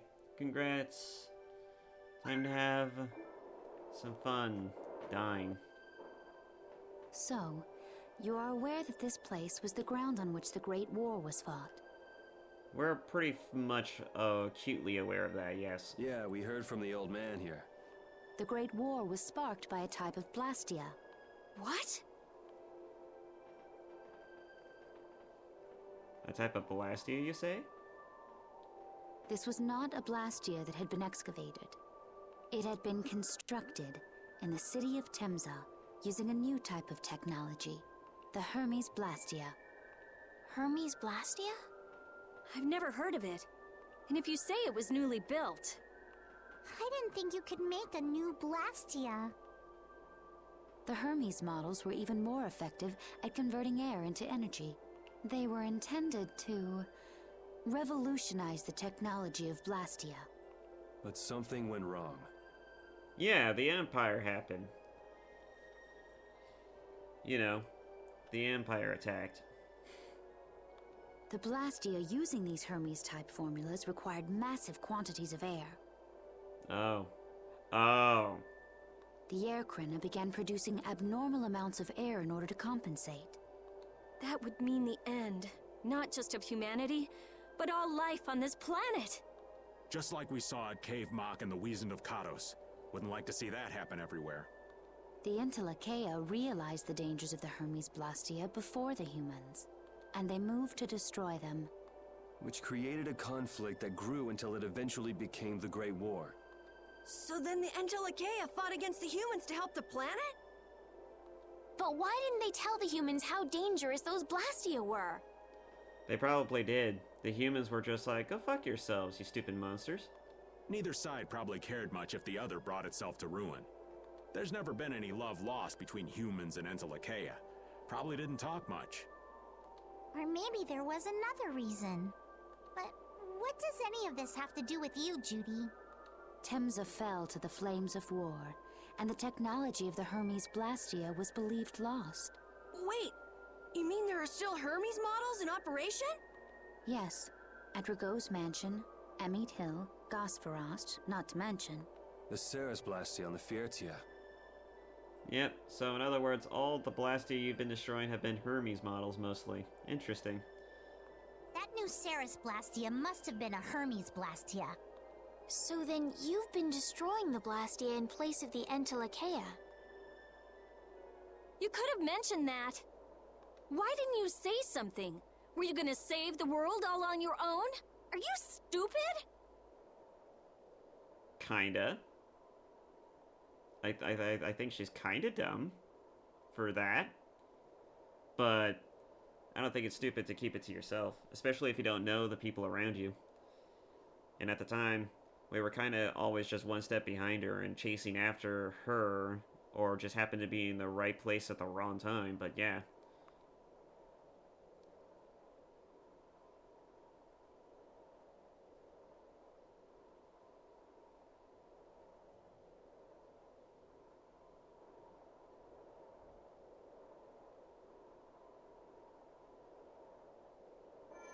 What was that? Back to smoldering. Baul! Huh? Oh. Nan! It looks like we found our mark. I'm getting real tired of you fucking people, man. You will not pass. You're a person, aren't you? How can you defend a monster? That was so strangely delivered. You will not pass. Voice actor kind of phoned it in there, and also, Lord of the Rings reference? Didn't you get the news? I said nobody lays a hand on one of our own. Yeah, you would think that they would have gotten the news by now. We won't allow that. Not even from you, Nan. We were having a conversation over here. Butt out! I can't believe these guys. Such scallywags. God. I don't usually like to get my clothes dirty, but Everyone, have the hunting blades added people to their list of targets? Nobody who associates with monsters can rightly call themselves a person. Alright then, in that case, I'm looking at a couple of monsters right now. I guess that means I should consider you less than human. Carol, have you forgotten the credo of the hunting blades? Step aside. He's not a member of the Hunting Blades, you bitch. He's gone. He's done. He's over you. At least he should be. I don't think he's over you specifically, but he's definitely over the Hunting Blades.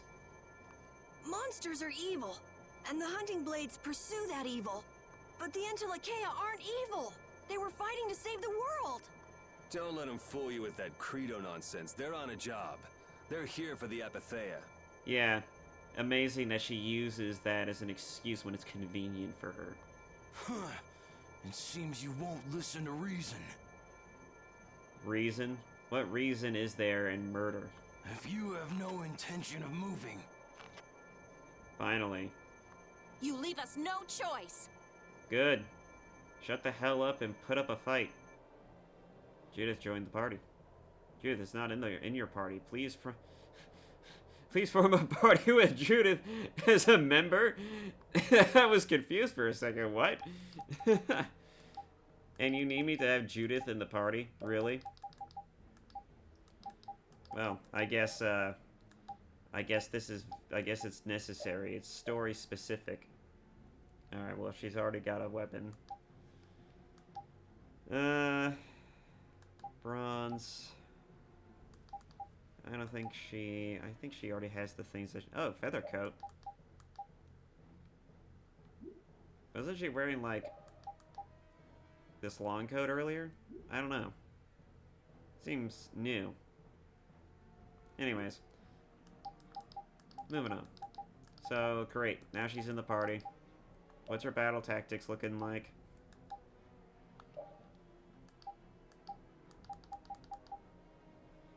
That's fine with me.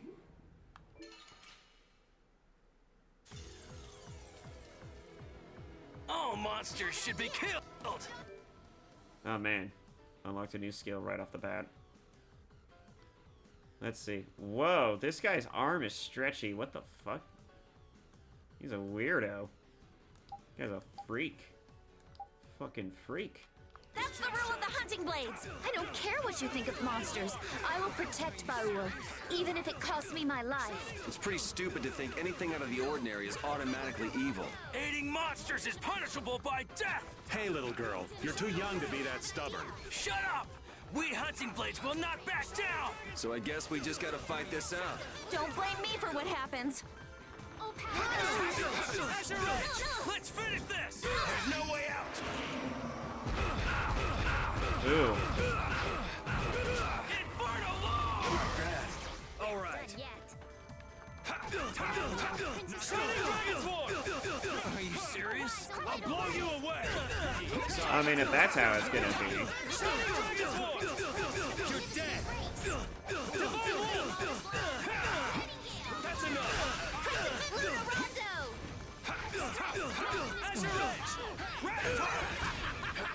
Man, we are comboing these people into fucking oblivion. Holy Christ.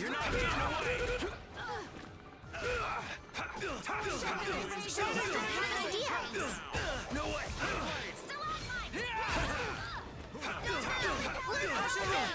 Rule of ice! Hey, that hurt! Ounce of prevention, pound of cure. This is where it gets good. We're not done yet. Oh, and don't Ow, I was trying to block. And then I ended up jumping. Hey, that hurt! Hey, that... You okay? Hey, that hurt! Hey, that First aid. pretty good. I have to keep going. Alright, that's one. Ow. Damn, that hurt. Concentrate. Azure Edge! No way. Take this! Azure Wolf! Come, oh Silverlight. Angel Ring. Where are you going? Oh, you're going after the healer, of course. Come on, Wind! Shining Dragon Sword! Azure! I'll blow you away! No way. Shining Dragon Sword! Come on, Wind! You're dead! Knock him around it! I'm in trouble. Azure Edge! Come on, Wind! Don't want Around it! Cut him lose. down! I'll fight anybody who lays a hand on my people. Man, Yuri is such a boss. He's just, he's been consistent this whole time, just like, I won't let you lay a finger on one of our own. Go fuck yourself. I will use this power for justice. So you say. And everyone learns a new skill. Nan, I'm sorry. Yeah.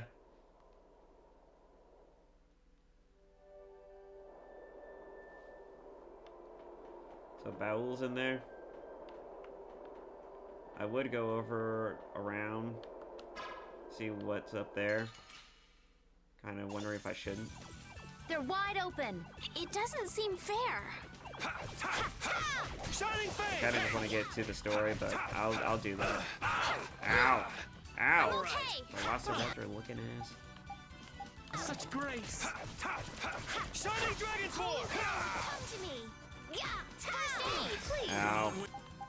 And Oh, Azure Ring Edge! of Life. Cut him down! Windblade! Azure Edge! Circle. Come on, Wind! Knock him around! Azure Edge! Windblade! Let's go. I will always keep Azure Edge. Azure Edge is cheap, but it's effective. It's cheap and effective.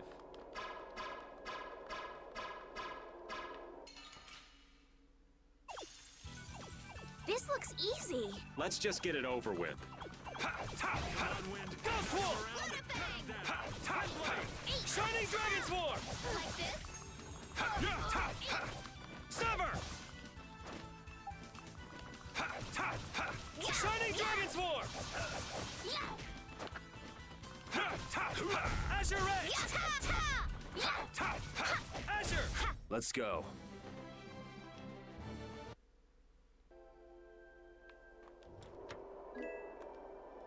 Sweet. Alright. How's that Sinclair coming along? It's going along great.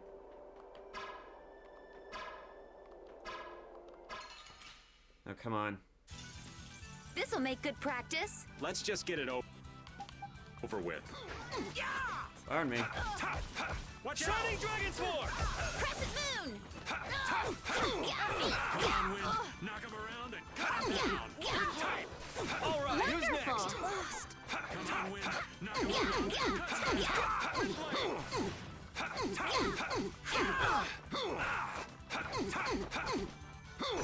All right, who's next? Was that a little too painful? I guess I don't need to save my TP if there's like a save station that just freely restores all of my, you know, all my stats.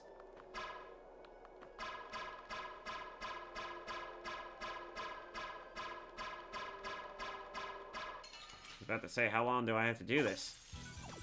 We got a head start. This ain't a bad strategy either. Like this? Shining Flame! Crescent Strike! Healing Circle! Azure! Angelic Princess Azure Edge! has a magnificent embrace! Azure Edge! Shining Dragon Swarm! Lost! Oh, Angelic Princess grants your magnificent embrace! Nightingale! Azure Wolf Strike! Hey! I got no time to think. Just beat him senseless and you'll win.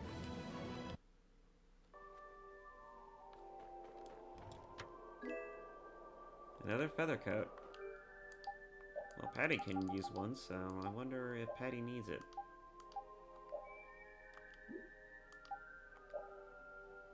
She's already wearing a feather coat. Okay, well.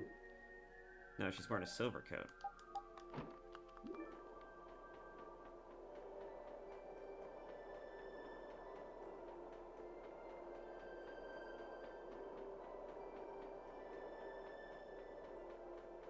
Do.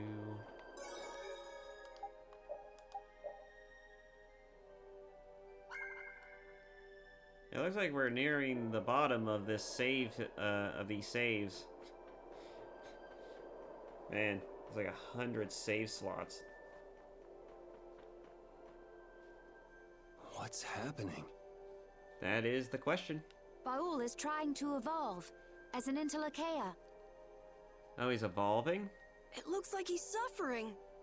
Baul, come on! You can do it! No! I want to heal your wounds, but there's nothing I can do. Her first and knee-jerk reaction is, I want to heal him. My power is poison to you, isn't it? Healing wounds isn't your power, Estelle. What do you mean? Yeah, because clearly it's not particularly that. It's clearly something more. Don't you remember Bellius's words? Power corrupts, but you are different. Never lose that kindness, the compassion you so readily show to others. My compassion for others. Your thoughts are reaching Baul. I'm sure of it. All we can do now is hope for the best.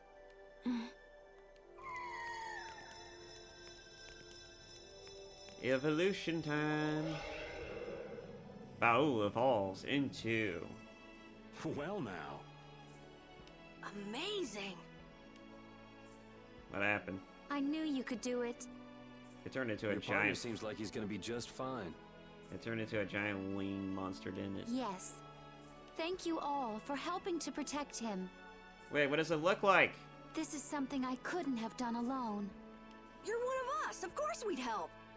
That's right. Oh God.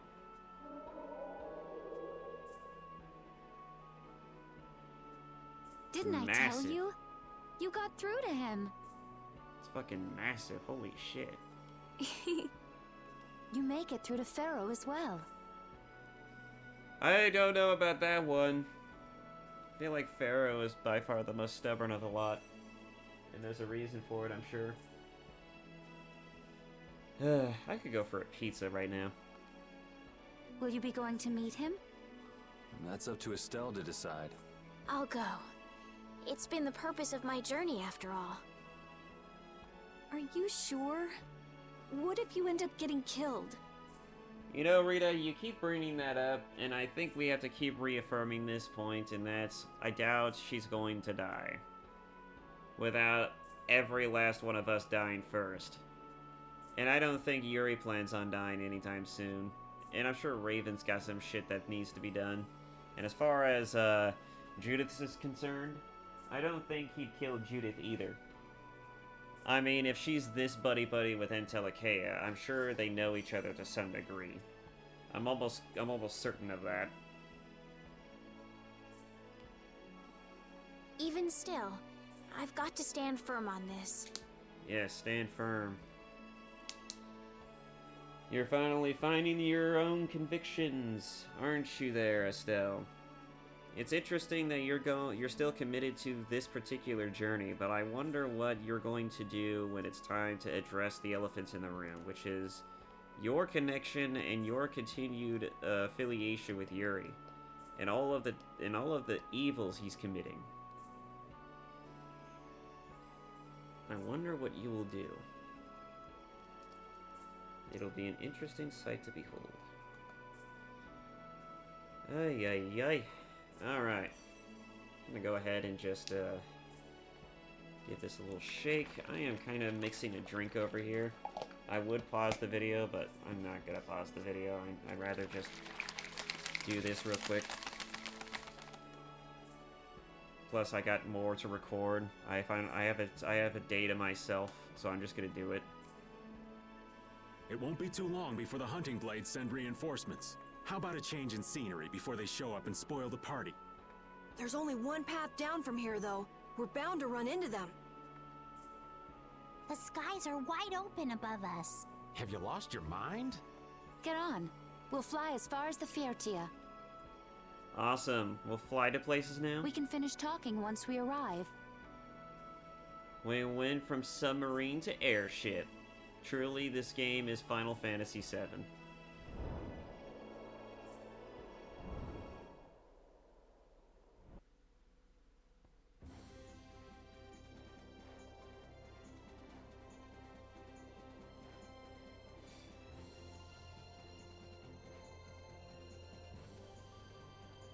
Oh wow, it's pulling the ship. Okay.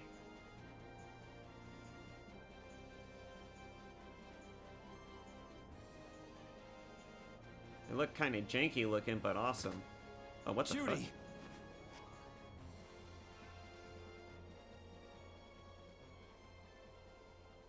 She's sleeping. She must be exhausted. Yeah, I guess we don't know how long she's actually been protecting Baul all that time. She's probably been fighting onslaughts upon onslaughts of hunting blades, for all we know. Yeah, I mean, she just keeled over. Wasn't expecting that. I don't think anyone was. I certainly wasn't. I bet she watched over Baul the entire time he was evolving. She probably didn't get much sleep. She probably had no idea when the hunting blades would attack either. She was putting up a brave front, but she must have been near the end of her rope. She's just dumb. She doesn't know how to express what she's feeling. Says you. Pot calling kettle black. But I'm really glad we're able to help Judy out. We can finish talking with her tomorrow. We should let her sleep now. In fact, I wouldn't mind a little shut-eye myself.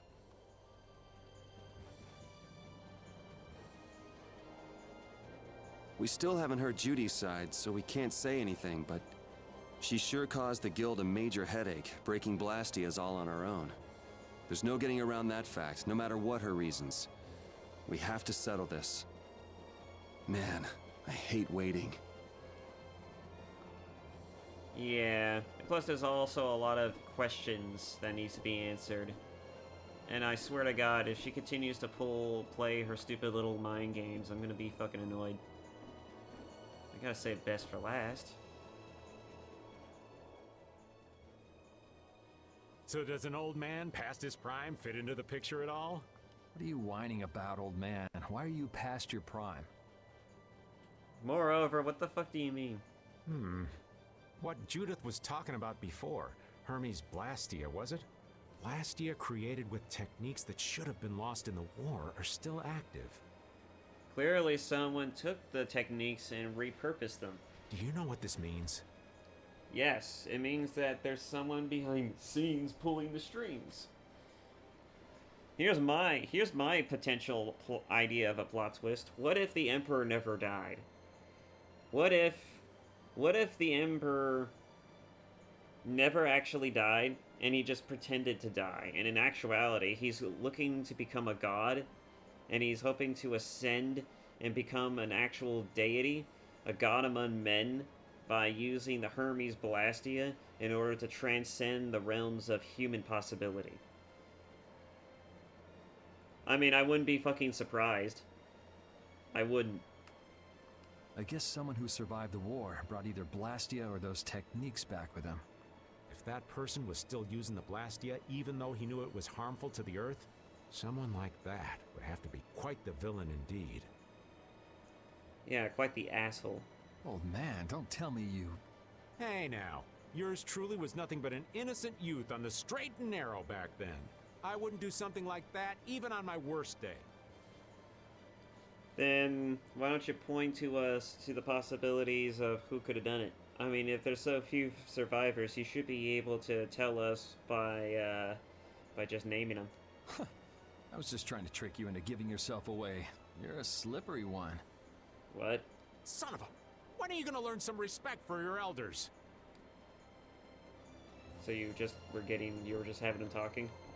I didn't think that was your plan. I didn't think that's what this was.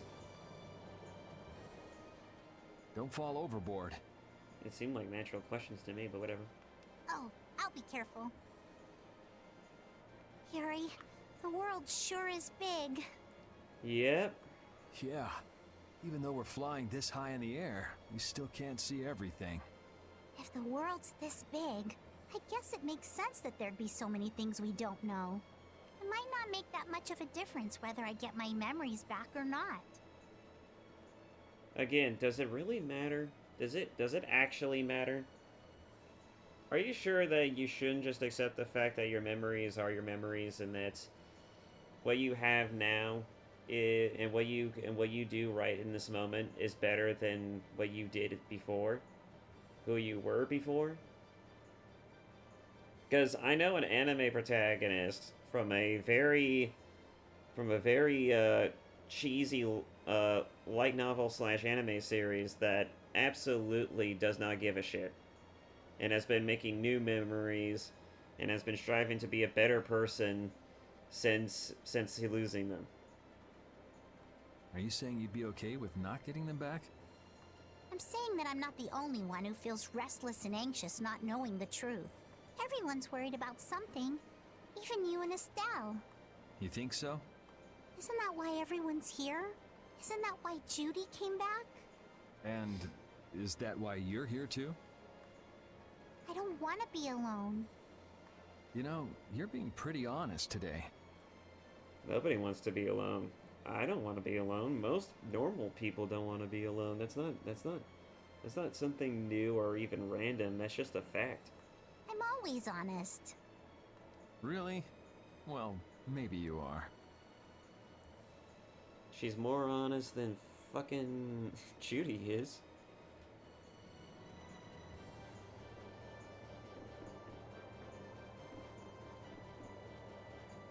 Maybe not entirely emotionally honest, but she is honest.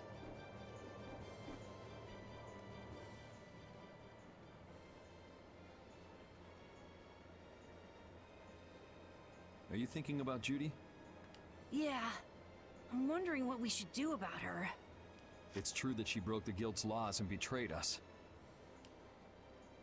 I always thought that a guild's strict adherence to its own laws was what kept it together. But are you starting to think differently? That there could be no exceptions, no lenience for those who would break the laws. But She did what she did to save the world. Judy is destroying Blastia because she knows it's the right thing to do, even if it makes people hate her. Yeah, it reminds you of a certain someone, doesn't it, Yuri? Doesn't it? Doesn't it, Yuri? Doesn't it? yep, Judith didn't break our laws in order to do something bad. I know this now. I'm gonna talk with her about it and give it some more thought. I'll figure this out eventually. Oh yeah? Maybe if I become a little more decisive, Nan will listen to me too. Good luck with that one. That's a tough broad you're dealing with there. And I don't think she's gonna listen that easily. And also, I don't know about you, but she's the kind of person who recognizes strength above all else. I think if you're ever gonna get through to her, you're gonna need to pull your own weight, kid. You need to show that you are actually in control of yourself and of your own emotions, and then you need to be capable enough of standing on your own 2 feet. That's the character growth you need to go through right now. And then and only then will you be able to get Nan to listen to you, because she's the kind of person who listens to competency and strength above all else. And of course that would be that would have to be the thing, though. Fucking I can't. No, I can't do it. I can't do it. I wanted to pull a Leon Scott Kennedy line, but I'm like, nope, I'm not doing it. Too cheesy even for me. Oh, Yuri. Sorry to interrupt while you were thinking. Even though I have made the line life before. without meaning to. I have certainly uttered it before, but I'm not uttering it again. I've wanted to know what it means to be the child of the full moon, so the same thing doesn't happen again. I've always thought that it was my duty to know, but after what happened to Belius... That's how everyone is. They do something, they learn. They do something else, they learn more. You too, Yuri? Yeah, he's been learning the whole time about how to best and effectively fuck people over. The right people over. In the worst possible way. Yeah? Maybe if I had known everything ahead of time, I wouldn't have made any mistakes. There's only one thing I can say for sure. What's that? Maybe you wouldn't have made any mistakes, but it sure would have been boring. Not true. I really wonder. Although this isn't exactly the kind of eventfulness that I think anyone could have imagined. Especially, you know, inadvertently killing someone is not exactly something that you want as like a thing that's in your past.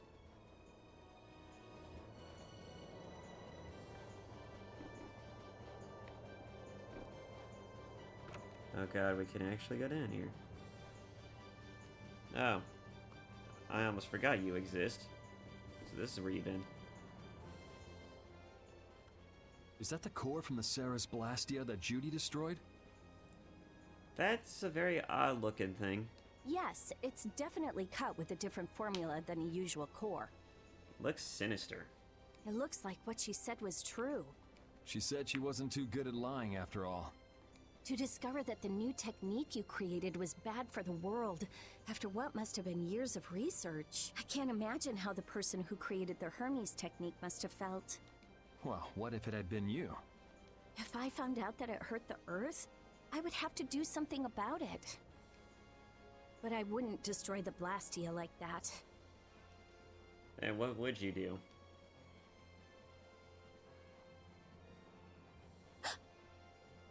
What the?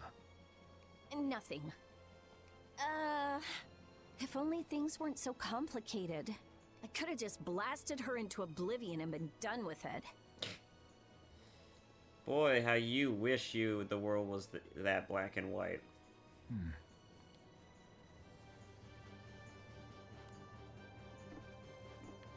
Well, repeat, how's it going?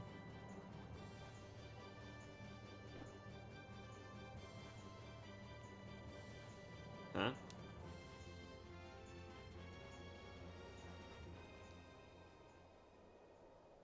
Oh. Moving on to the next scene. Morning, Yuri. Morning. It's a beautiful morning, but Really? A day went by? even as we stand here, the air is out of balance, and our world may already be dying. That's right. Judy! Well, look who's feeling better. In the past, these slight fluctuations of the air have not negatively affected our world. There have always been beings who maintain the balance by sensing changes in the airflow. Is that the Entelecheia? Are you saying that the Entelecheia are the white blood cells of this planet? Beings like Pharaoh and Baul, the Entelecheia. So the Entelecheia were responsible for keeping the air balanced. Well, then again, I guess it's not necessarily like white blood cells as they are, like, I'm actually not too sure anymore. For ages, the Entelecheia have regulated the air, but the recent increase has been greater than they could control. Which is being caused by the Hermes Blastia. And which is also why you were going around taking down as many of them as you could. Yes, that was my mission. The path I walk with Baul, to whom I owe my life. The path you walk. Now some would even hunt the Entelecheia for Apatheia. This has made the mission of the Entelecheia even more difficult. Why is everybody so crazy about these Apatheia anyway? I'm afraid I don't have an answer.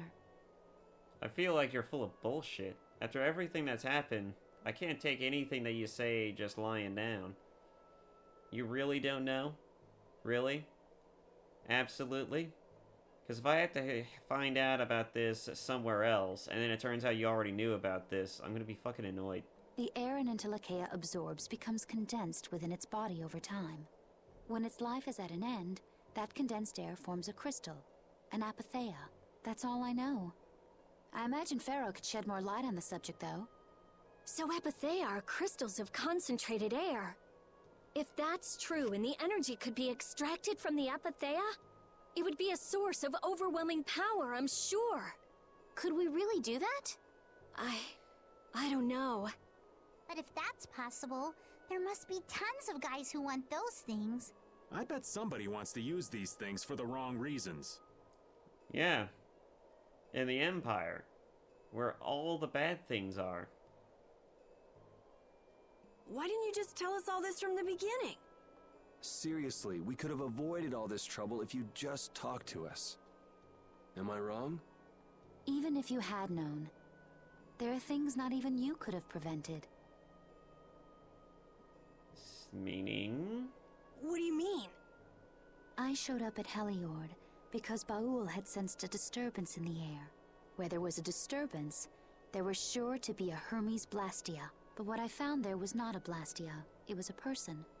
That had never happened before. Oh. Sorry about that. That was my work phone. Are you saying that Estelle? Are you saying that Estelle has power rivaling that of Apatheia, of Entelecheia? That's fucking ridiculous. But I almost believe it. After all, the Entelecheia don't like her. They actually kind of fear her. I wouldn't be surprised if that was a thing. Not in the slightest. I would not be surprised. So it wasn't like you were looking for Estelle in particular back at Heliord. Yet for some reason, Baul perceived Estelle as a disturbance in the air. I sense a disturbance in the force. I'm seriously got Star Wars on the brain. I'm just letting you know. I had to find out why. For the sake of the path I've chosen. It was at that time that Pharaoh first appeared. He seemed to have some idea who Estelle was. My mission was to destroy all the Hermes Blastia. Yeah, and then in any sort of air disturbance, I'm sure. But now that it's Estelle's also a disturbance in the air, you can't really just up and kill her, can you? However, Estelle was obviously not a Blastia. I needed to make absolutely certain. I made a deal with Pharaoh, and he agreed to grant me some time. What do you mean? Were you actually planning to kill Estelle? The fuck, Judy? You mean... If it became apparent that her existence posed too great a threat, then I... Judy? What the actual fuck? What the actual fuck, Judy? There were plenty of times where you probably could have had an opportunity to do it. And we wouldn't have been able to stop you. That's great and all. But it's like... This kind of shit right here is exactly why I fucking hate the fact that you kept secrets to yourself. This one is a little bit more understandable. I still fucking don't like it. I would kill her. You what? Wait! Rita! Settle down. Obviously, Judith reached a different conclusion. All right, I get it. Yuri's also being a bit understanding about this too. Belius said you possess a heart of compassion. Yeah, and I think that's kind of the main contributing reason why you're more so swayed not to. If you can communicate that to Pharaoh somehow, you may learn what you should do. Hey, there's no real reason for you to fight Pharaoh anymore, right? I mean, we know the Hermes Blastia are what's causing the problem and everything. If we just make sure the Apatheia don't fall into the wrong hands... You're not getting it, are you? Estelle herself could be the very reason why the air is also kind of fluctuating as well. As long as she exists, she also poses a potential threat to the planet. That's the idea that I'm getting from this conversation. I still want to meet Pharaoh. I want to hear what he has to tell me. Because, I mean, why else would he call her an insipid poison? You know, something like a poison is very specific. It means that you're slowly killing someone. A poison slowly kills someone and erodes them. If you're disturbing the air and causing a great fluctuation to it, and everything that lives and breathes, like embodies air, then you would be a poison that's slowly killing the planet. Just saying. But... Please try to understand. I have to know more about myself, and take responsibility for who I am. All right. Sorry, Yuri. I don't think we can decide what to do about Judith right away. I promise not to leave again until things have been settled, as you said. I need to accept that responsibility myself. Let's go and find Pharaoh. We'll finally be getting around to one of the first things we set out to do. We can work out the rest once this is finished. There is a rocky crag in the center of the sands of Kogor. That is where Pharaoh lives. Baul can take us there. Okay, let's go. This meeting's been a long time coming. God, what the hell is going on outside? I don't know if you guys can hear that. But they're doing something outside.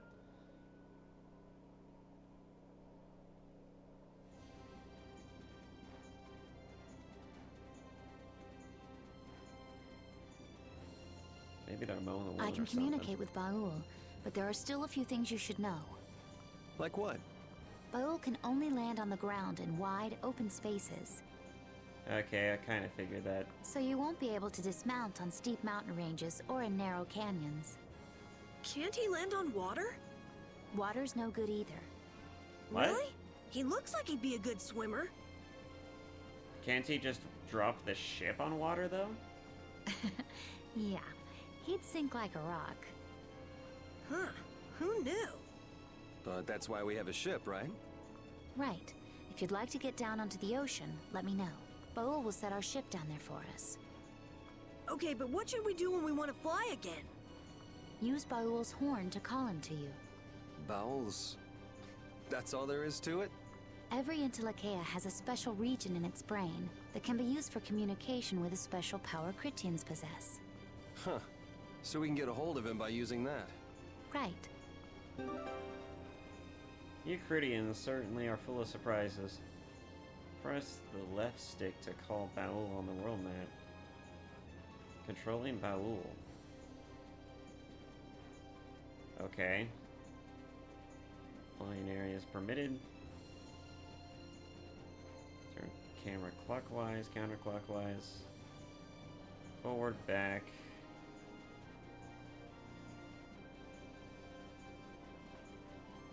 Okay.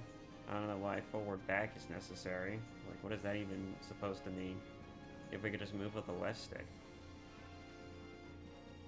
Airship time! Judith, you're familiar with Pharaoh, aren't you?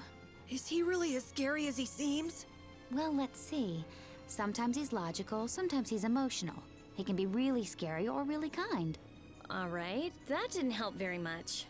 One thing's certain, his power is extraordinary, even among the Intellicaea. Here's hoping we don't wind up looking like poor old Mount Temsa the moment we meet him. If he can do that to a mountain, there wouldn't be anything left if he turned on us. I wish you wouldn't joke about scary things like that.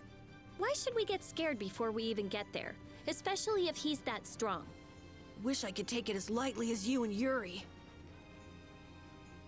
God.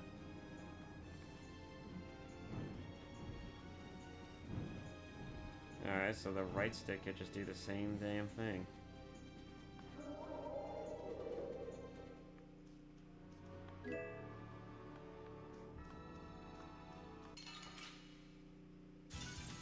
Oh, there's no challenge at all. Don't get I careless. just wanted to get some All right, stuff. who's next? Guys, All right, who's go. next? That's what happens when I get serious. That was just pitiful.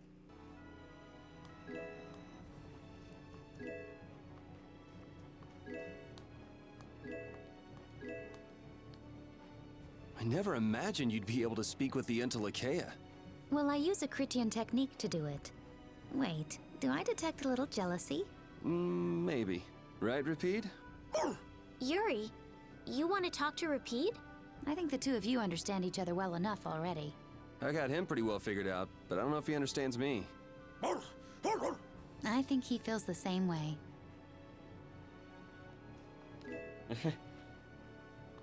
That was actually kind of cute.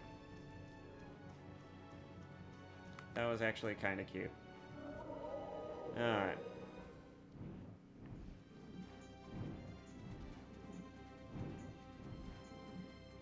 Oh look, more stuff. Stuff we couldn't get unless we had Baul.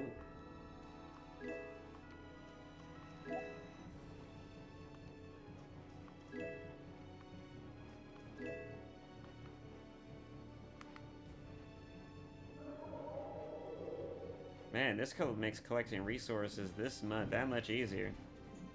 Jesus.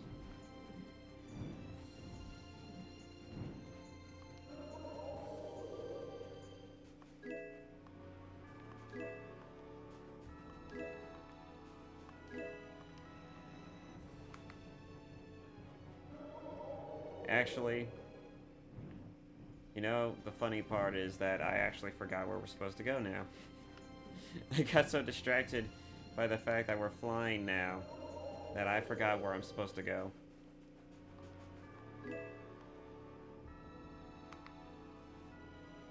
Alright. Wait. Pharaoh, Belius, Baul? What sort of beings are Intellicaea anyway? They are the oldest intelligent life forms on Tercalumares. So, they Fucking aren't what? monsters? They aren't. It's said that they have a higher level of awareness than humans, though they don't have a civilization. Shiver me timbers! The Intellicaea were smart! The reports we get from Baul are pretty accurate. He's a smart boy.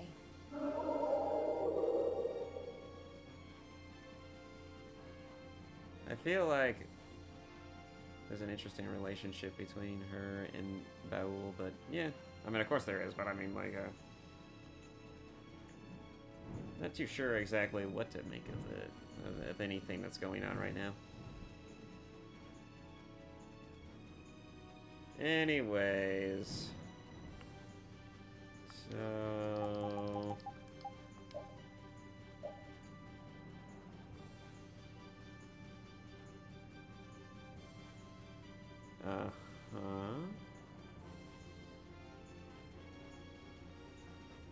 to breach the desert mountains and meet with Pharaoh, the bird lord of Kogor.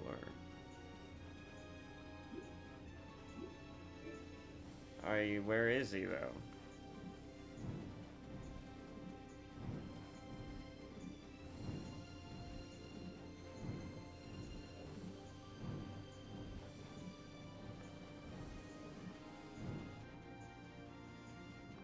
He's not here.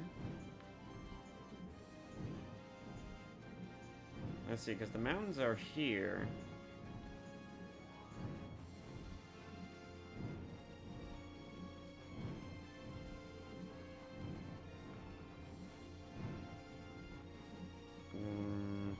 The way forward must be somewhere.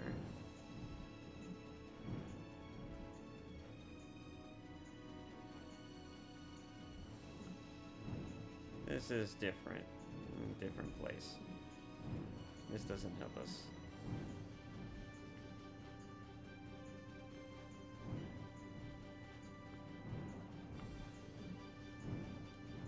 I mean, clearly he would be located in a place where you need Baul to get to, right? That makes the most logical sense. Damn it. Behind us! Cowards! Here! Here! Here!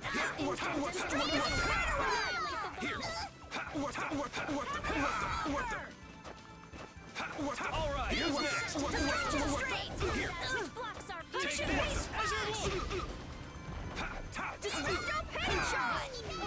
Overpower even indestructible evil. I'm just getting started. Fighting human enemies is sometimes hilarious. Just like, calm the fuck down.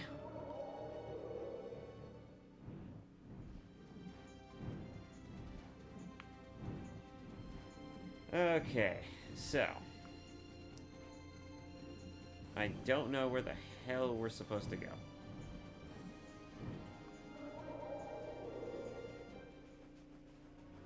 Maybe stop at this town first.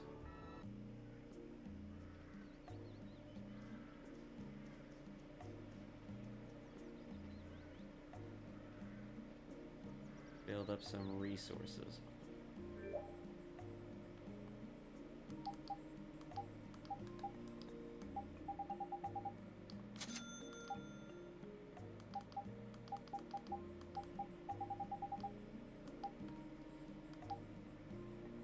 Alright.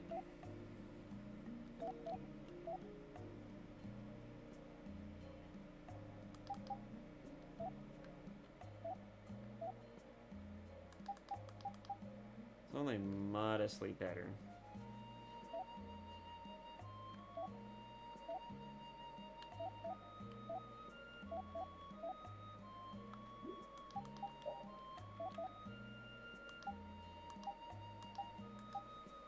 I could give her a spike shield.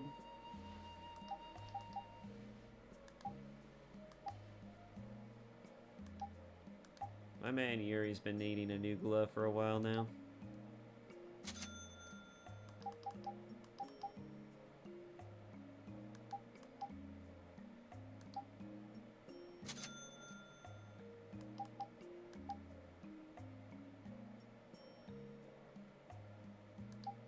Why not?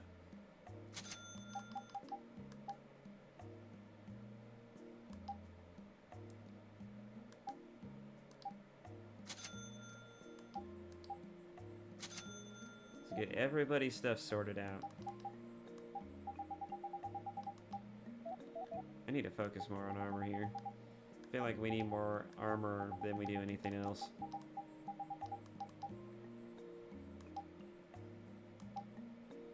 Damn. Gothic plates is awesome. I'll take 2. Chain guard.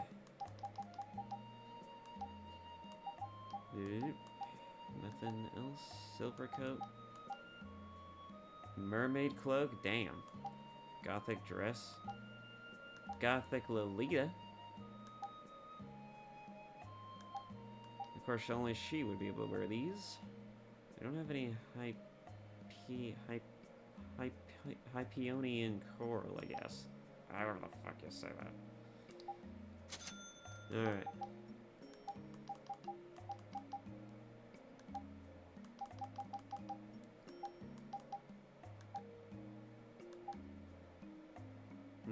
Spiny jacket. Be better for the dog, but we don't have any cockatrice claws.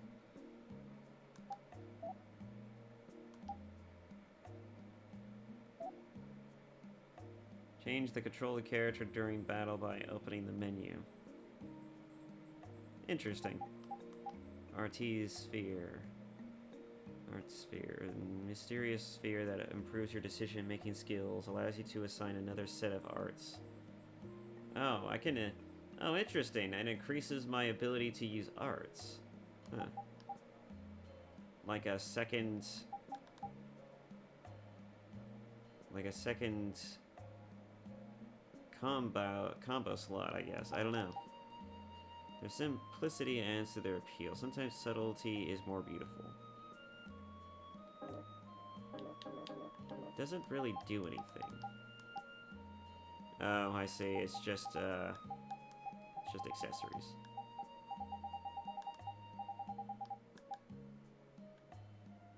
It won't make you popular or change your life, though. An accessory used to pin up one's hair. A simple, yet elegant design. Even Yuri can use it. Odd choice.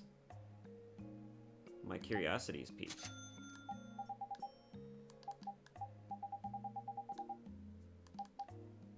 In the meantime, I like this one. Let's see what that does.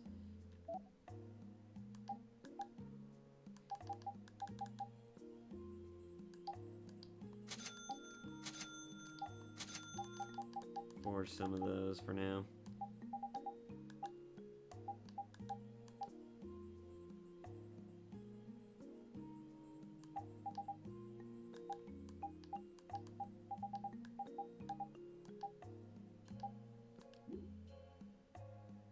Alright.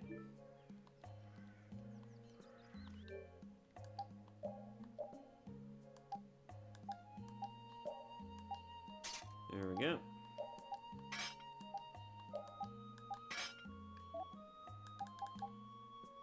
She's learned all that.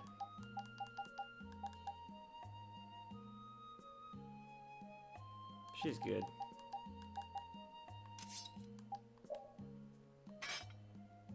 Queen of Hearts. Oh, did we get that? We must have got that from the field.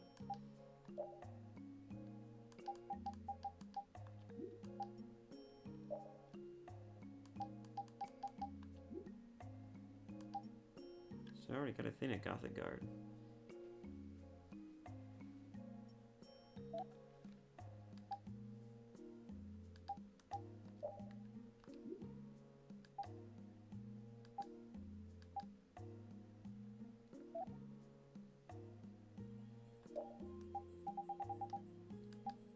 Transform bow. Got a new thing. He's got a new thing. Cool.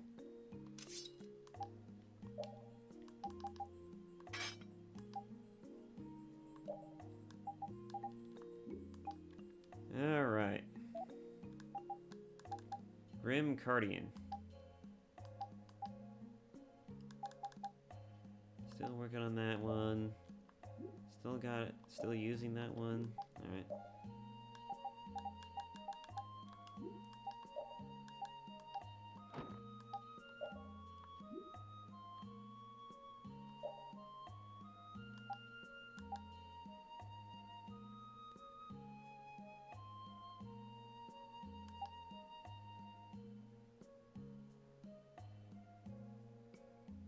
Huh.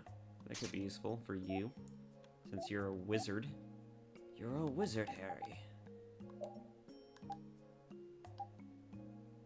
It's probably about time I get you to use this for a little bit, just so that way you can just get it maxed.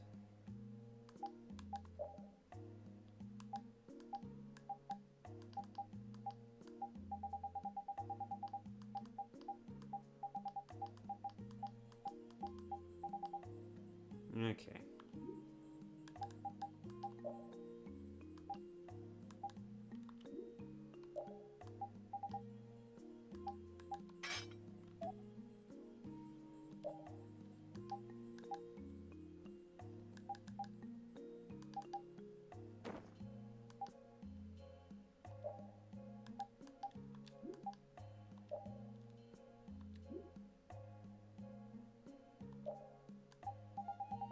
This dog definitely has good agility, and I don't think I want to screw with that.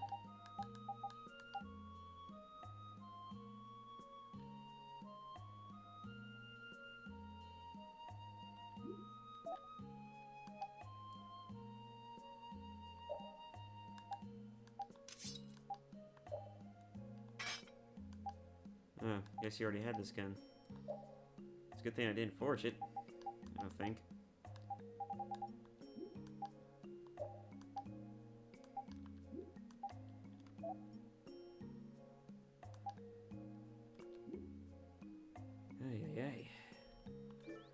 Alright, I'm done.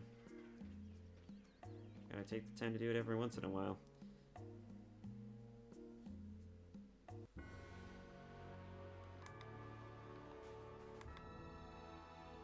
Alright.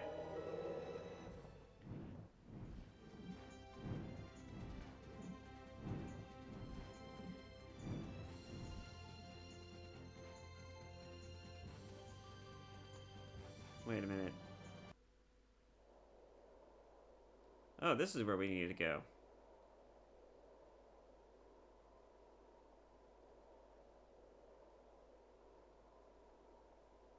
So this is where Pharaoh is? Should be. I wasn't able to see him when we came to the desert, but I think this is where we can meet him. How exactly was I supposed to know this was the place? I hope nothing bad will happen. What if he suddenly attacks us? It was purely by chance that I stopped and happened to interact with this exact spot to know that to do this. I can't make any guarantees. I don't think we'll have a say in the matter. Yeah, based on your description, he's whimsical as fuck. He's either really intelligent what he wants to be or hyper emotional. He's the Dettlaff of this story. And yes, that is a Witcher reference. Oh. That just means we need to do our best so nothing bad happens. Carol, are you okay? No, I'm not okay. I should go. You're already chickening out? Carol? Carol? You already chickening out? Good old Captain Carol's already losing his nerve? Pharaoh sure did pick a bleak place to live in, don't you think? Probably keeps him on board, on ground level. He probably uses it as a means of reflecting on just how shitty the world is. They say this area used to be covered in lush greenery. Why did it turn into this rocky desert? I don't know that much. Estelle, are you really going to meet him? Even though you could be killed? Yes, I've already made peace with this decision.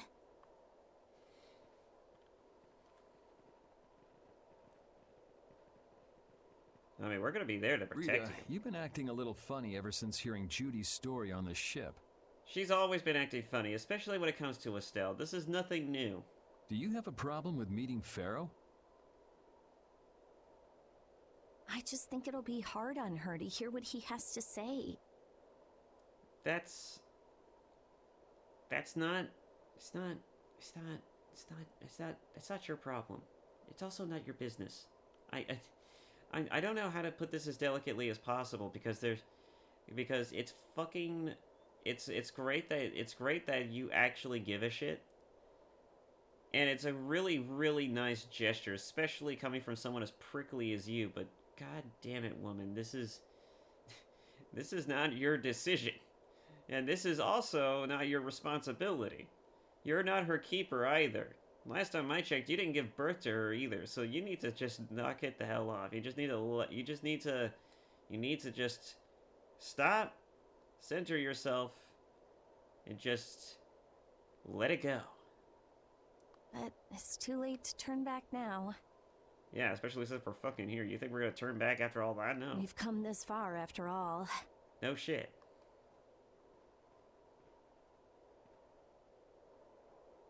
Now then, before we go any further, I must know. I must see. I have to see for myself.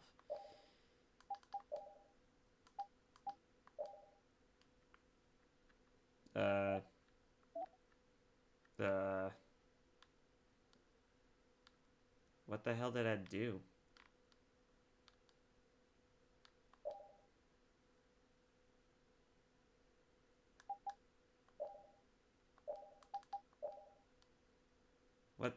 What did that do? That didn't do anything. That didn't do anything. That appears. That appears, but that there's where's the pins? I don't see the pins. Does anyone see the pins? I sure as hell don't fucking see the pins. I was actually kind of excited for a second because I always thought, are we gonna get like a ponytail version of Yuri? And I'm like, no, of course not.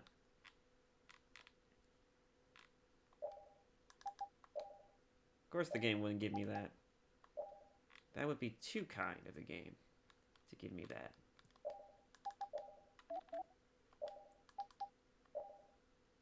Holy crap. That's a little much, don't you think? Also, why the hell is my left bumper just so squeaky? I just now realized that. Left bumper on this switchblade is so squeaky. That's weird. Sounds like a rocking chair.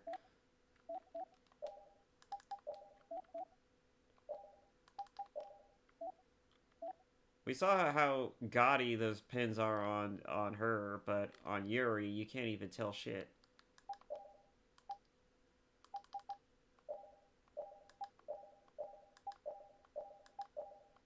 I know titles sometimes change outfits, but I don't think that's gonna help either.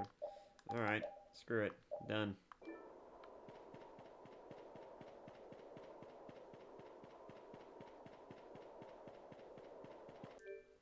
Do we need to save? I feel like we need to save. I feel like we should save. There should be a save, right? Right? Return to the field map. I just want to save, game. I don't want to return to the field map. I just want to save. Let me save my game. Let me save my game. If I use a tent, will it let me save my game? Okay. We're gonna have to just head back to town.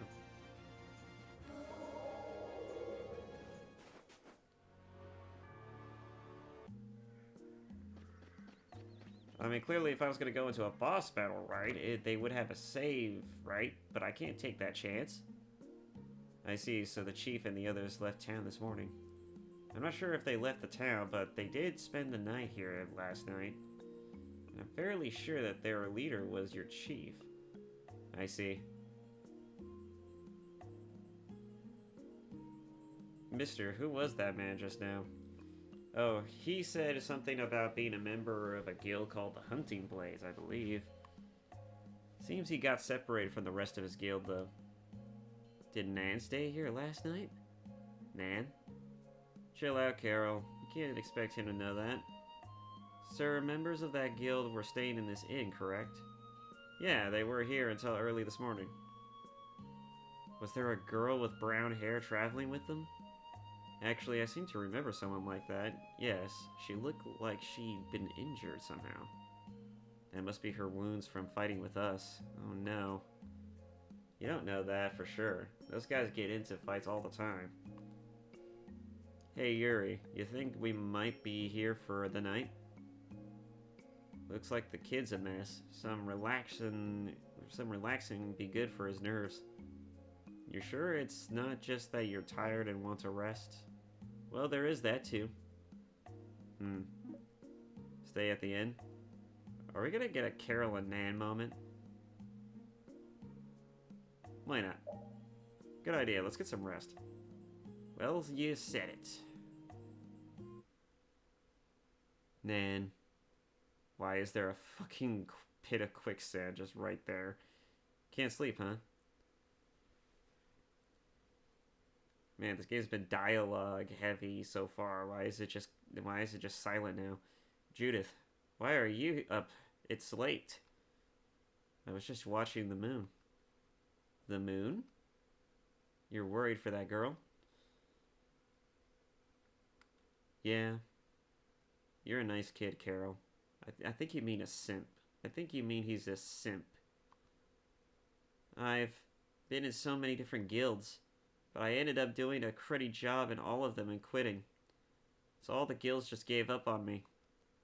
But then Nan... She invited you into her guild? Yeah, but we still haven't made up since we got in that fight. I'm sorry, I'm a member of Brave Vesperia now. I shouldn't be thinking about all this. I don't blame you for it. She's important to you, right? How did you know? You wouldn't carry around a picture of her if she wasn't important. You do? you just carry a picture of Nan around with you? When did you even have the time to take a picture? I've seen you looking at her picture with that silly look on your face several times now. Oh, I got a friend of mine from that photography guild I used to belong to take that picture for me. A little photography? On the sly? The implication that she's going with here is funny. No, I mean, he just happened to take it as she was passing by. I mean, I guess it works out the same thing. What a naughty boy. But I don't think it's all that bad, really. I mean, it's actually quite oh shit. Anyways, I mean, it's not that bad. Certainly, I know some women find that behavior to be kind of creepy, but it's really not that bad. It's certainly not to the extreme that it could have been taken, but I mean, it's just a simple picture, right? It's just a simple, like, just happenstance picture that was taken. So it's not that bad. It's certainly not as bad as it could have gotten, but I mean, yeah. Anyways, that being said, I don't think there's anything necessarily wrong with having a nice picture of someone that you like. It's really a matter, I mean, how you procure it is one thing, but it's still not that bad. In fact, it's actually more so flattering, especially if you're that secretive about it. I mean, if Nan found out, I'm sure she'd probably be embarrassed from 2 ways to Sunday. Just like, wait, why the fuck do you have a picture of me? Wait, why do you covet it so carefully? What the fuck? It's either gonna creep her out, and it's gonna do two things. It's gonna either creep her out to an extreme degree, or it's going to be a really flattering for her. It's going to be embarrassing, or it's going to be both. It's going to be creepy, flattering, and all around kind of weird. It's going to be a metric fuck ton of things, I'm sure. But it's like, you get the point. Do you think we'll run into her again? I'm not sure. No, I know we will. I still have to make up with her. Good luck with that. Well, I'm going to go to bed. Good night. Oh, yeah. Thanks, Judy. All that just to go to bed. and just to stare at a picture. Alright, I guess we're gonna be ending this on the Pharaoh conversation. Or on the Pharaoh meet.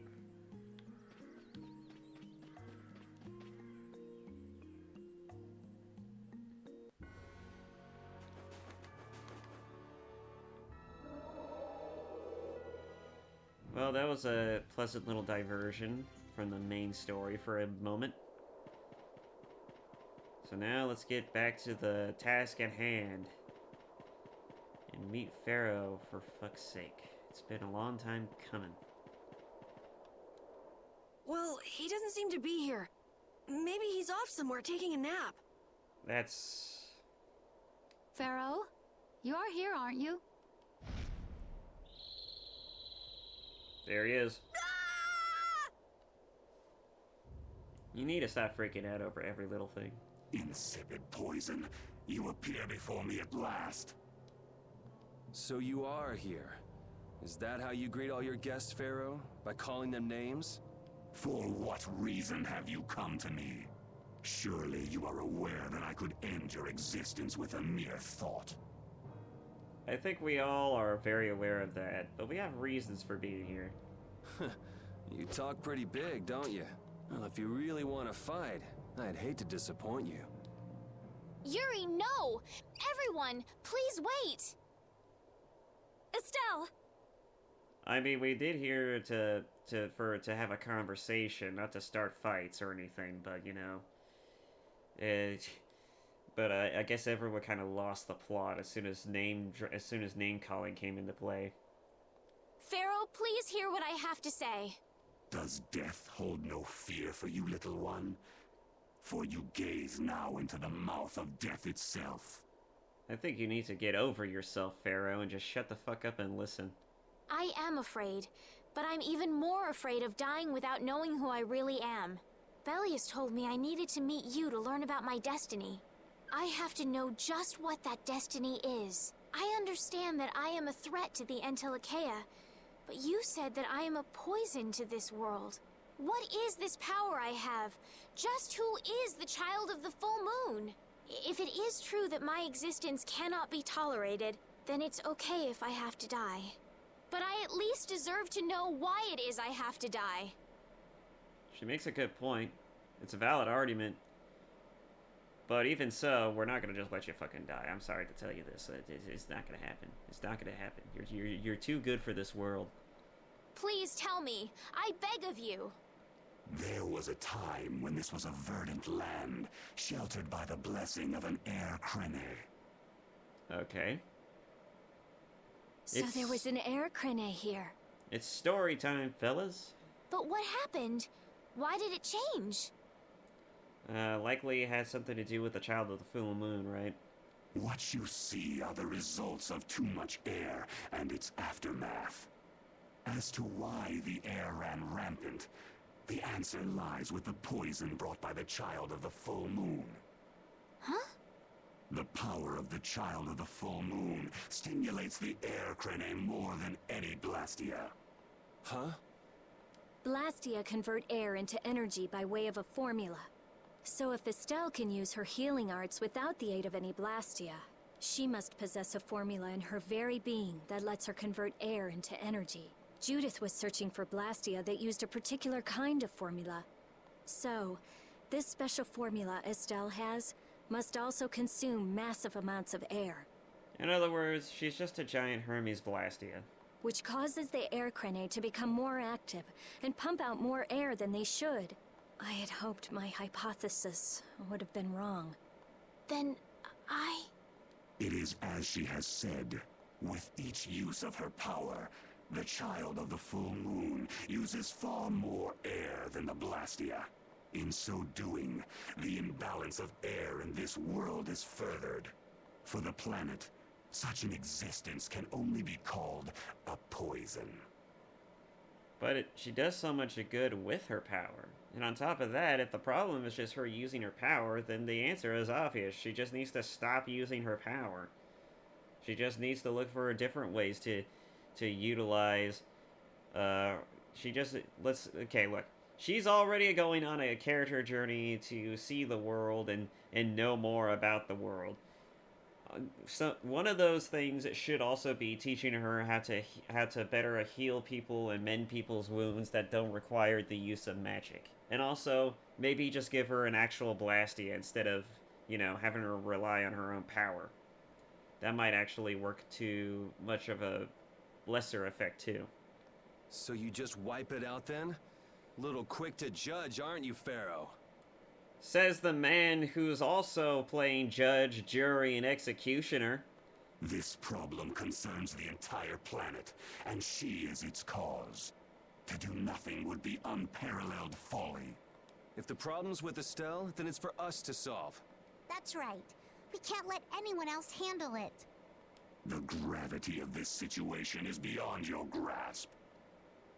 Well, not necessarily, but it is a situation that can be abused. You don't honestly think that everything's gonna be all sunshine and rainbows if Estelle dies, do you? It would at least eliminate one problem. Pharaoh, at Heliord I stopped myself. And again at Dawngrest I stopped you. What I thought was a Blastia turned out to be a human. Before I realized it, I had lost my way. I never thought this child could be as great a danger as you had said. And due to your confusion, I granted you the time necessary to see things as they are. As a result, my sister Belius is now lost to me. Enough. This power will bring only ruin. Yeah, but Belius didn't really die with hatred in her heart like you probably would. She died actually telling Estelle that it's great that she's the person that she is, and that she's as compassionate and as kind as she already is. She actually died kind of like actually kind of supporting the fact that she is the person that she is now, and as a result, that's far better and more impressive than the fact that she's actually a potential danger to the planet. And I think that holds more weight than your bullshit. Not sure I understand all this, but if her power's the problem, why can't she just not use it? There can be no guarantee she will not try to use the power. She's not a fucking moron, though, and she's certainly not power hungry. That's true. She does have trouble turning a blind eye to things happening around her.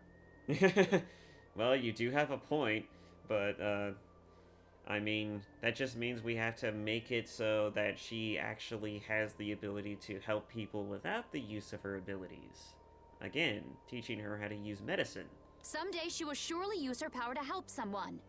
However, as long as she keeps that spirit of compassion, she cannot only be seen as harmful. She is not like a Blastia. I know that you can feel the difference. Compassion alone will not save this world. Yeah, I kind of figured you'd say that. Listen, Pharaoh, I get that you've thought all this through with everybody's best interest in mind. Which, that never typically tends to work out for anyone. But why doesn't that world have a place for Estelle? Damn. Are we about to have a Toma moment? Are we about to have a Toma moment?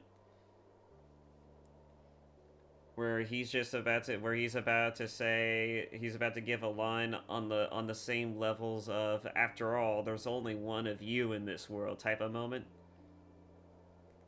It is sometimes necessary to remove a part to save the whole. I guess it's not on the same level, but it reminded me of that, so it feels almost comparable. Anywho, I don't know about that part either. I mean, sure, she's just a small cog in the wheel of things, but it's like, you still trying to safeguard or create a future where everyone's fine and dandy at the sacrifice of somebody else's is never really a great future. It's certainly not a proud one. I don't buy that for a second. What makes you so high and mighty that you're the one to decide who gets cut and who doesn't? We have endured the anxiety of existence for far greater a span than you can conceive. Such words mean nothing from those who call this world home for but a fleeting moment. Wow. I suppose he would have a hate boner for human beings, but still. Pharaoh, please, listen. The important thing is finding a way to stop the excessive air, correct? We still have time left to search for such a thing. Judith. And if the effects of Estelle's power reach their absolute limit, I will kill her as promised. I don't think you'll have an easy time doing that. You should have no complaint with this. Hey, Judith, are you serious? I think she's as serious can be. I'm sure brave Vesperia will come up with something before that happens, right? Yeah, I'm sure. You know, a member of Brave Vesperia talking to Brave Vesperia. What? Yeah, of course we will. Well, score one for Judith. I'm actually surprised he's taking that one just lying down. So that settles it. If we humans are to blame for Estelle's problem and bringing on the apocalypse, then it's up to us to make things right. That only seems logical. If we give it all we've got and still blow it, you can slow roast us on a grill for all I care. Damn. Fucking Yuri's just like, he's just fine with that. He's just alright with that. He's probably just saying it just so he can have an excuse to have Pharaoh not try to kill her, but it's like, I mean, that's a pretty simple way of looking at it. You have changed. If you were still as before. Have I? That is nice to hear. It is. Normally that's supposed to be an insult. Very well. Be ever mindful, though, that time is fleeting. Wait! If the formulas are causing the excessive air, then there must have been times when this happened in the past. I mean, the Blastia were a product of an ancient civilization. There exist those who have inherited the sins of the past. If any yet can speak of what occurred in the days of old, it is they. Who the hell are they? Okay, He's fine. Gone. Bye-bye. Fuck you. Thanks for everything, Yuri. Yes, thanks for everything, Yuri. Judith, you too. No problem. But hey. What? It's okay if I have to die? What the hell was that? I'm sorry. I don't want to hear that again. Damn. Wait a little forward. Jesus. I'm sorry.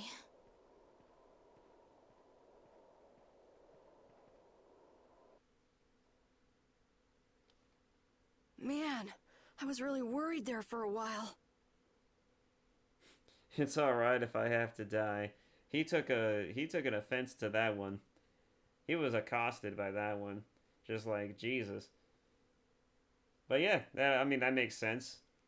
I mean, Yuri's been protecting her all this time, and he's gotten to know her quite a bit, and he's developed quite the interesting relationship with her. It only makes sense that he would be personally offended by the idea she would just so easily just throw away her own life.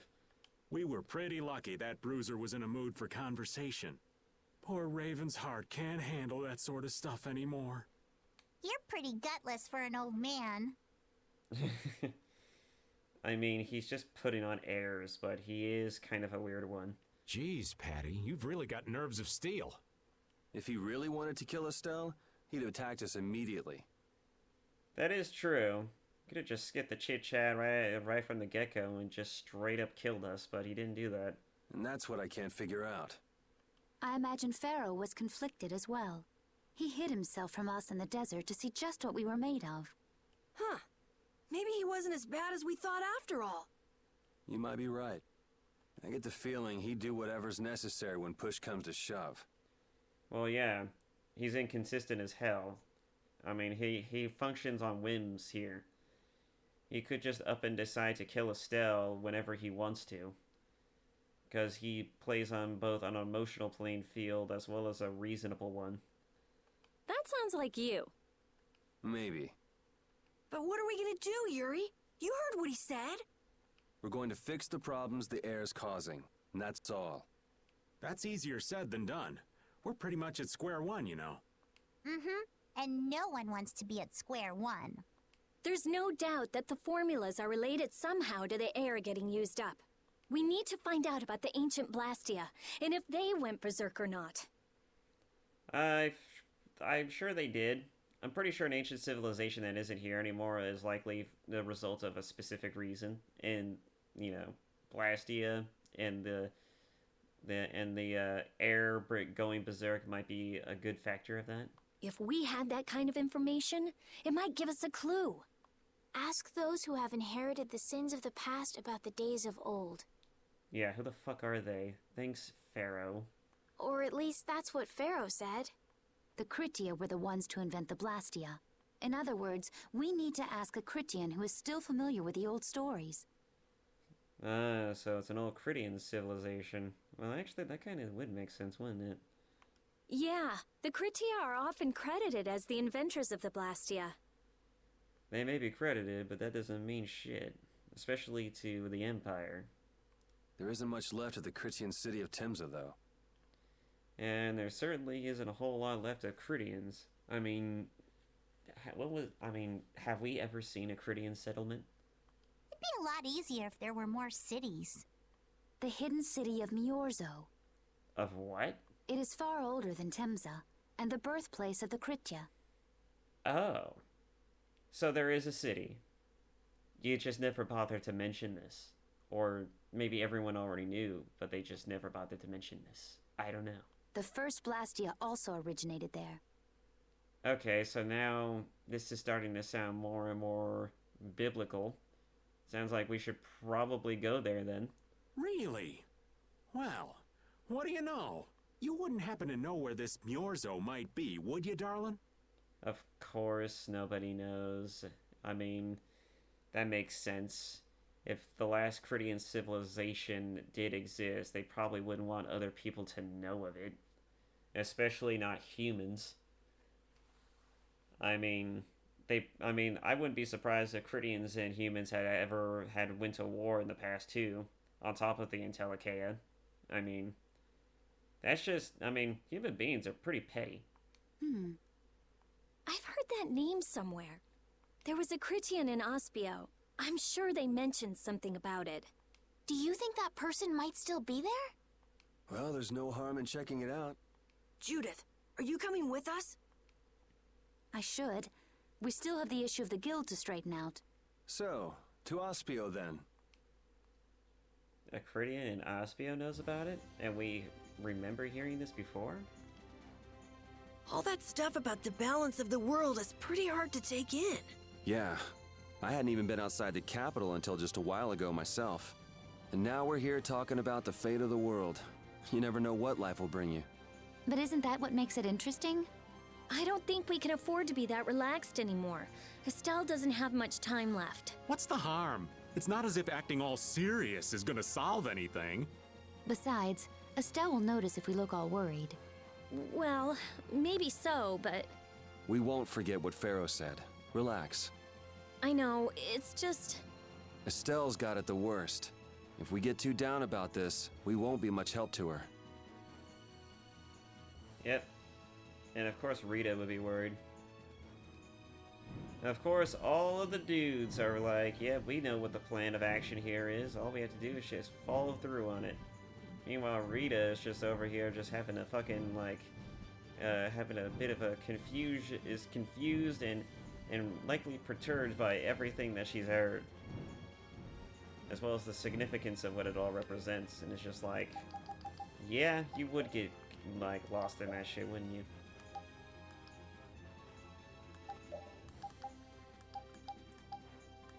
It's been a while since I cooked. Might as well get someone to do it. I'm kind of curious who can make a better kebab than...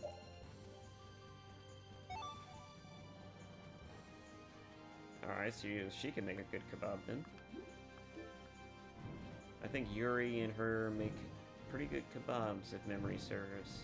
Well, I mean, Judith makes good kebabs already, but as we've already just seen, but I don't know about Yuri. I actually don't remember if Yuri actually made good kebabs.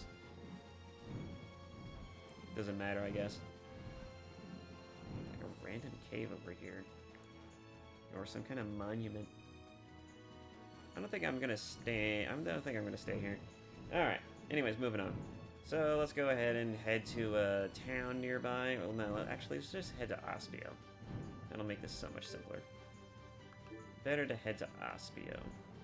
Let's see. So I imagine Aspio's all the way over here.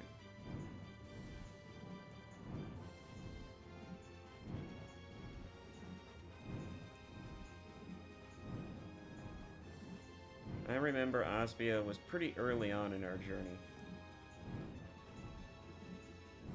It's that cave city, right? Yeah, here it is. Yep. It's been another long day. Let's save the manhunt for tomorrow. Okay. I second that. Oh, how long's it been since I've slept in a proper bed? Well, I suppose we can all stay at my place. Wait, there's something I want to take care of first. You mean me? Carol. Oh, because she left the guild. Yeah, I see what you mean. This is a guild thing. Best for us not to get involved. It's actually kind of. I actually like this about the story and its characters. They actually do take the matters involving certain obligations seriously. Like the guild shit. The guild shit is a serious business, and everyone does tend to react to it like it is one.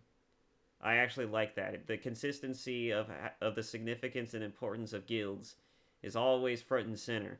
And I love that about this game's world and its story so far, is that they actually do pay attention to that, and they don't just throw the weight around whenever the fuck they want to, like in some other stories. Especially Star Wars. I'm done. The sequel trilogy is a mess. I've thought about it a lot. What we should do, like, as a guild. And I realized, we have to figure out a few things if we're gonna keep this guild going. It sounds like you've decided what we should do. Well, we said it before. The most important thing is obeying the guild's laws. Yep, that is the important part of a guild. Those who break the laws suffer strict punishment, even if they're friends or family. They say that's the source of a guild's pride. Yes. So what I'm thinking is, we all have to receive punishment. What do you mean? I didn't know that Judith was fighting for our planet all on her own. But even though I didn't know, I still failed to help a fellow guild member. So I gotta accept my punishment.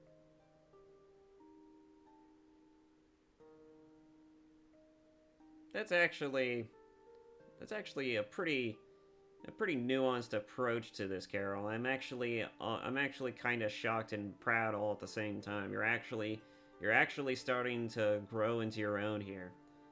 Yuri? Me? Maybe you were trying to follow your own path, but you still kept things hidden from us. That's true. He did keep the fact that he murdered people a secret. There's no way that can be for the good of the guild. Well... So you gotta be punished too. And he says it so casually. Now he's stretching it. The laws are important. What if someone does the right thing, but still breaks the law? Should they be punished? To be honest, I just don't know yet. So that's why we should all just accept our punishment and start over from scratch. What do you think? This kid, He's actually starting to grow on me now. I can't promise I won't have my secrets in the future. Well, that may be true, but you're at least not the type of person who does shit for no reason. And also, Judith may have had her reasons for keeping secrets and leaving the guild, but it's not exactly good reasons either. Well, if that's the way it is, if you can't trust us, then there's nothing you can do. That would be my fault. I am yacht tripped right now. My jaw is literally open ever so slightly. This kid is confusing me. He's going from being the ultimate coward and just an idealistic little runt to actually taking his plans and ideas into action and actually following through with them in the best way possible. He's actually growing as a character. That's actually pretty great. God, I wish more stories could follow a similar pattern. It's almost like a reward for spending all this time and investment into the story and its characters. For God's sake, I wish people would think about that kind of shit. Especially new generations of writers. Like, shit, how the fuck do you lose the plot this hard? Anyways, now I'm complaining. And what if I destroy a Blastia that our guild was planning on using again? That would be breaking the law that says I should act in the interest of the guild. But you'd also be acting for the sake of the world. Guilds aren't there just so people can obey their laws. I think we can let that slide. Doesn't that sort of make your laws meaningless? It's true. I mean, just saying that what you're doing is for the sake of the world doesn't necessarily negate the fact that what they could be doing is potentially dangerous. Especially for other people. But that doesn't necessarily mean that everything that goes against guild interest needs to be punished either. So there is a bit of a conflict of interest there. I've never heard of a guild like this before. Yeah, but it's a burgeoning one, and it's one that's still just starting to take shape and is still molding into something that could potentially be amazing. But you've got me interested, I'll give you that much. There's no need to be such a stickler for the rules. Gotta be more relaxed. Yeah, I mean, the Don was pretty flexible, but he still ended up following his laws and his rules to the end, even if it was at the cost of his own life. Carol, you're just full of surprises. Yeah, but I think Carol's probably going to do it a little differently, of course, than Don. I think he's probably going to try... I think he's going to take the death that the Don faced, and he's going to learn from that in a different way. He probably thinks that Don Whitehorse's execution was a mistake that should never have taken place. That such a decent and good individual, a man as stern, but as great of a leader as he was, shouldn't have met his end in the most pitiful way that he did. He probably hates the fact that he had to die. And so he probably took that experience to heart and is now channeling it into something that is different than what you typically see for the guilds. He's probably going to like redefine how guild laws function and how they should function going forward. And that's probably for the best. Because there should be some leniency on certain things and actions that happen as a result of other people's machinations and fuckery. Because, I mean, everyone's liable to engage in fuck shit every once in a while. But whether or not that's for the good of the planets, the good of humanity, or for the good of the guild is wholly debatable. And I think what we should focus more on is the actions of the individual as well as the intentions behind it, rather than, well, what the action has done to the guild itself. So, yeah. That being said, I think Carol's on the cusp of becoming a actually truly great leader. He may even become a leader just as good, if not better, than the Don himself. I thought plenty about myself and what I should be doing, but I might not have considered how my actions would affect you guys. This is a way of settling things I didn't even realize existed. I I just wanted to keep traveling with all of you. I just wanted each of our own paths to be the same as brave Vesperia's. Sounds alright with me. You heard the man, Judy. I guess that's where we stand. You really are some of the oddest people I've ever met. But Yeah, that's how humans be like. I suppose I can manage to put up with you. All right then, one more time. Brave Vesperia, fall out! They're just making it up as they go, aren't they? Is that all a guild is? No. The Don ran his guild just a teensy bit differently. There's something beautiful about this way, though.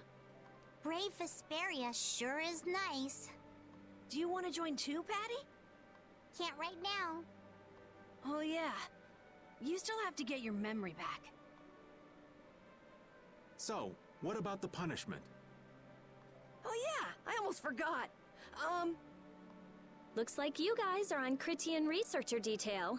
We'll be relaxing at my place. Hey, why do you get to decide? Excuse me? Did I hear a complaint? No, ma'am. Well, Carol was looking like a leader, and then he got pussy whipped into submission.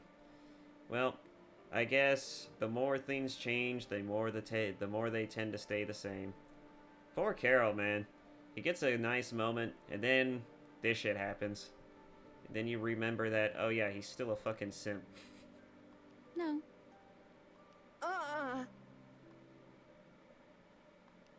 Parted with everyone. Carol, were you thinking by yourself this whole time about what to do with Judy? Yeah, it was pretty much all I thought about after we left Nordopolica. That, and about what you did to Rago and Cumor. Really? It's nice to hear you thought about me that much, even when I wasn't around. Yeah, I wasn't sure at first. What was right, what was wrong. I think I have the Dawn to thank for setting me straight. Without the Dawn's last words, I never would have found answers to the questions I had. You gotta stand on your own 2 feet. Yeah, I was thinking about what that meant. And before I knew it, I wasn't thinking about what was right. I was thinking about what I want to do. And that helped you decide what to do with the guild. Yeah, so here's to fresh starts. Yeah. To fresh starts. Wow. I've been saying that he needs to stand on his own 2 feet for the longest time now. I had completely forgotten that that was actually the Don's last words. I had completely forgotten that fact. That's funny. That's kind of poignant, isn't it? Where is the save station? Is there a save station in the house? There should be by this point. No, of course not. Well, time to leave this place and go find a save station. Anyways, that's looking like it's that's the episode for this one. So, yeah, a lot of interesting things just keep on happening. And Carol's getting an arc, Judy's getting an arc, everyone's getting an arc eventually. It's all looking pretty mighty great, and I can't wait to see more. It looks like Carol's actually shaping up to be a better guild master than even the Don himself. I'm not saying that it's probably good that he's that lenient. I think that some of the strictness that the Don had has its benefits, but I feel like that if Carol were to become more strict and more heavy-handed with the rules, I think that it would be for the right reasons. And I think that having a strict adherence to guild laws and laws in general is necessary for laws to... That wasn't bad, Carol. I have to say, I really didn't expect to hear that again. Come to think of it, Judy doesn't ask about that at all. Oh, should I? Would it be a problem? Well, even if you don't ask, the answer is still clear to you. I'm not sure about that. Even so, you're still you and I'm still me. If our paths are the same, I'll travel with you. If I didn't think they were, I wouldn't be here. So everything is clear to you, see? I'm pretty sure what I'm thinking is clear to you as well. Is it something like people who choose the same path think alike? That was kind of cute. Anyways. But, yeah. Everything's looking interesting. Everything's coming out pretty interesting. I'm actually very curious to see where the story goes. Anyways, yeah. So I'm very interested to see where the story goes from here.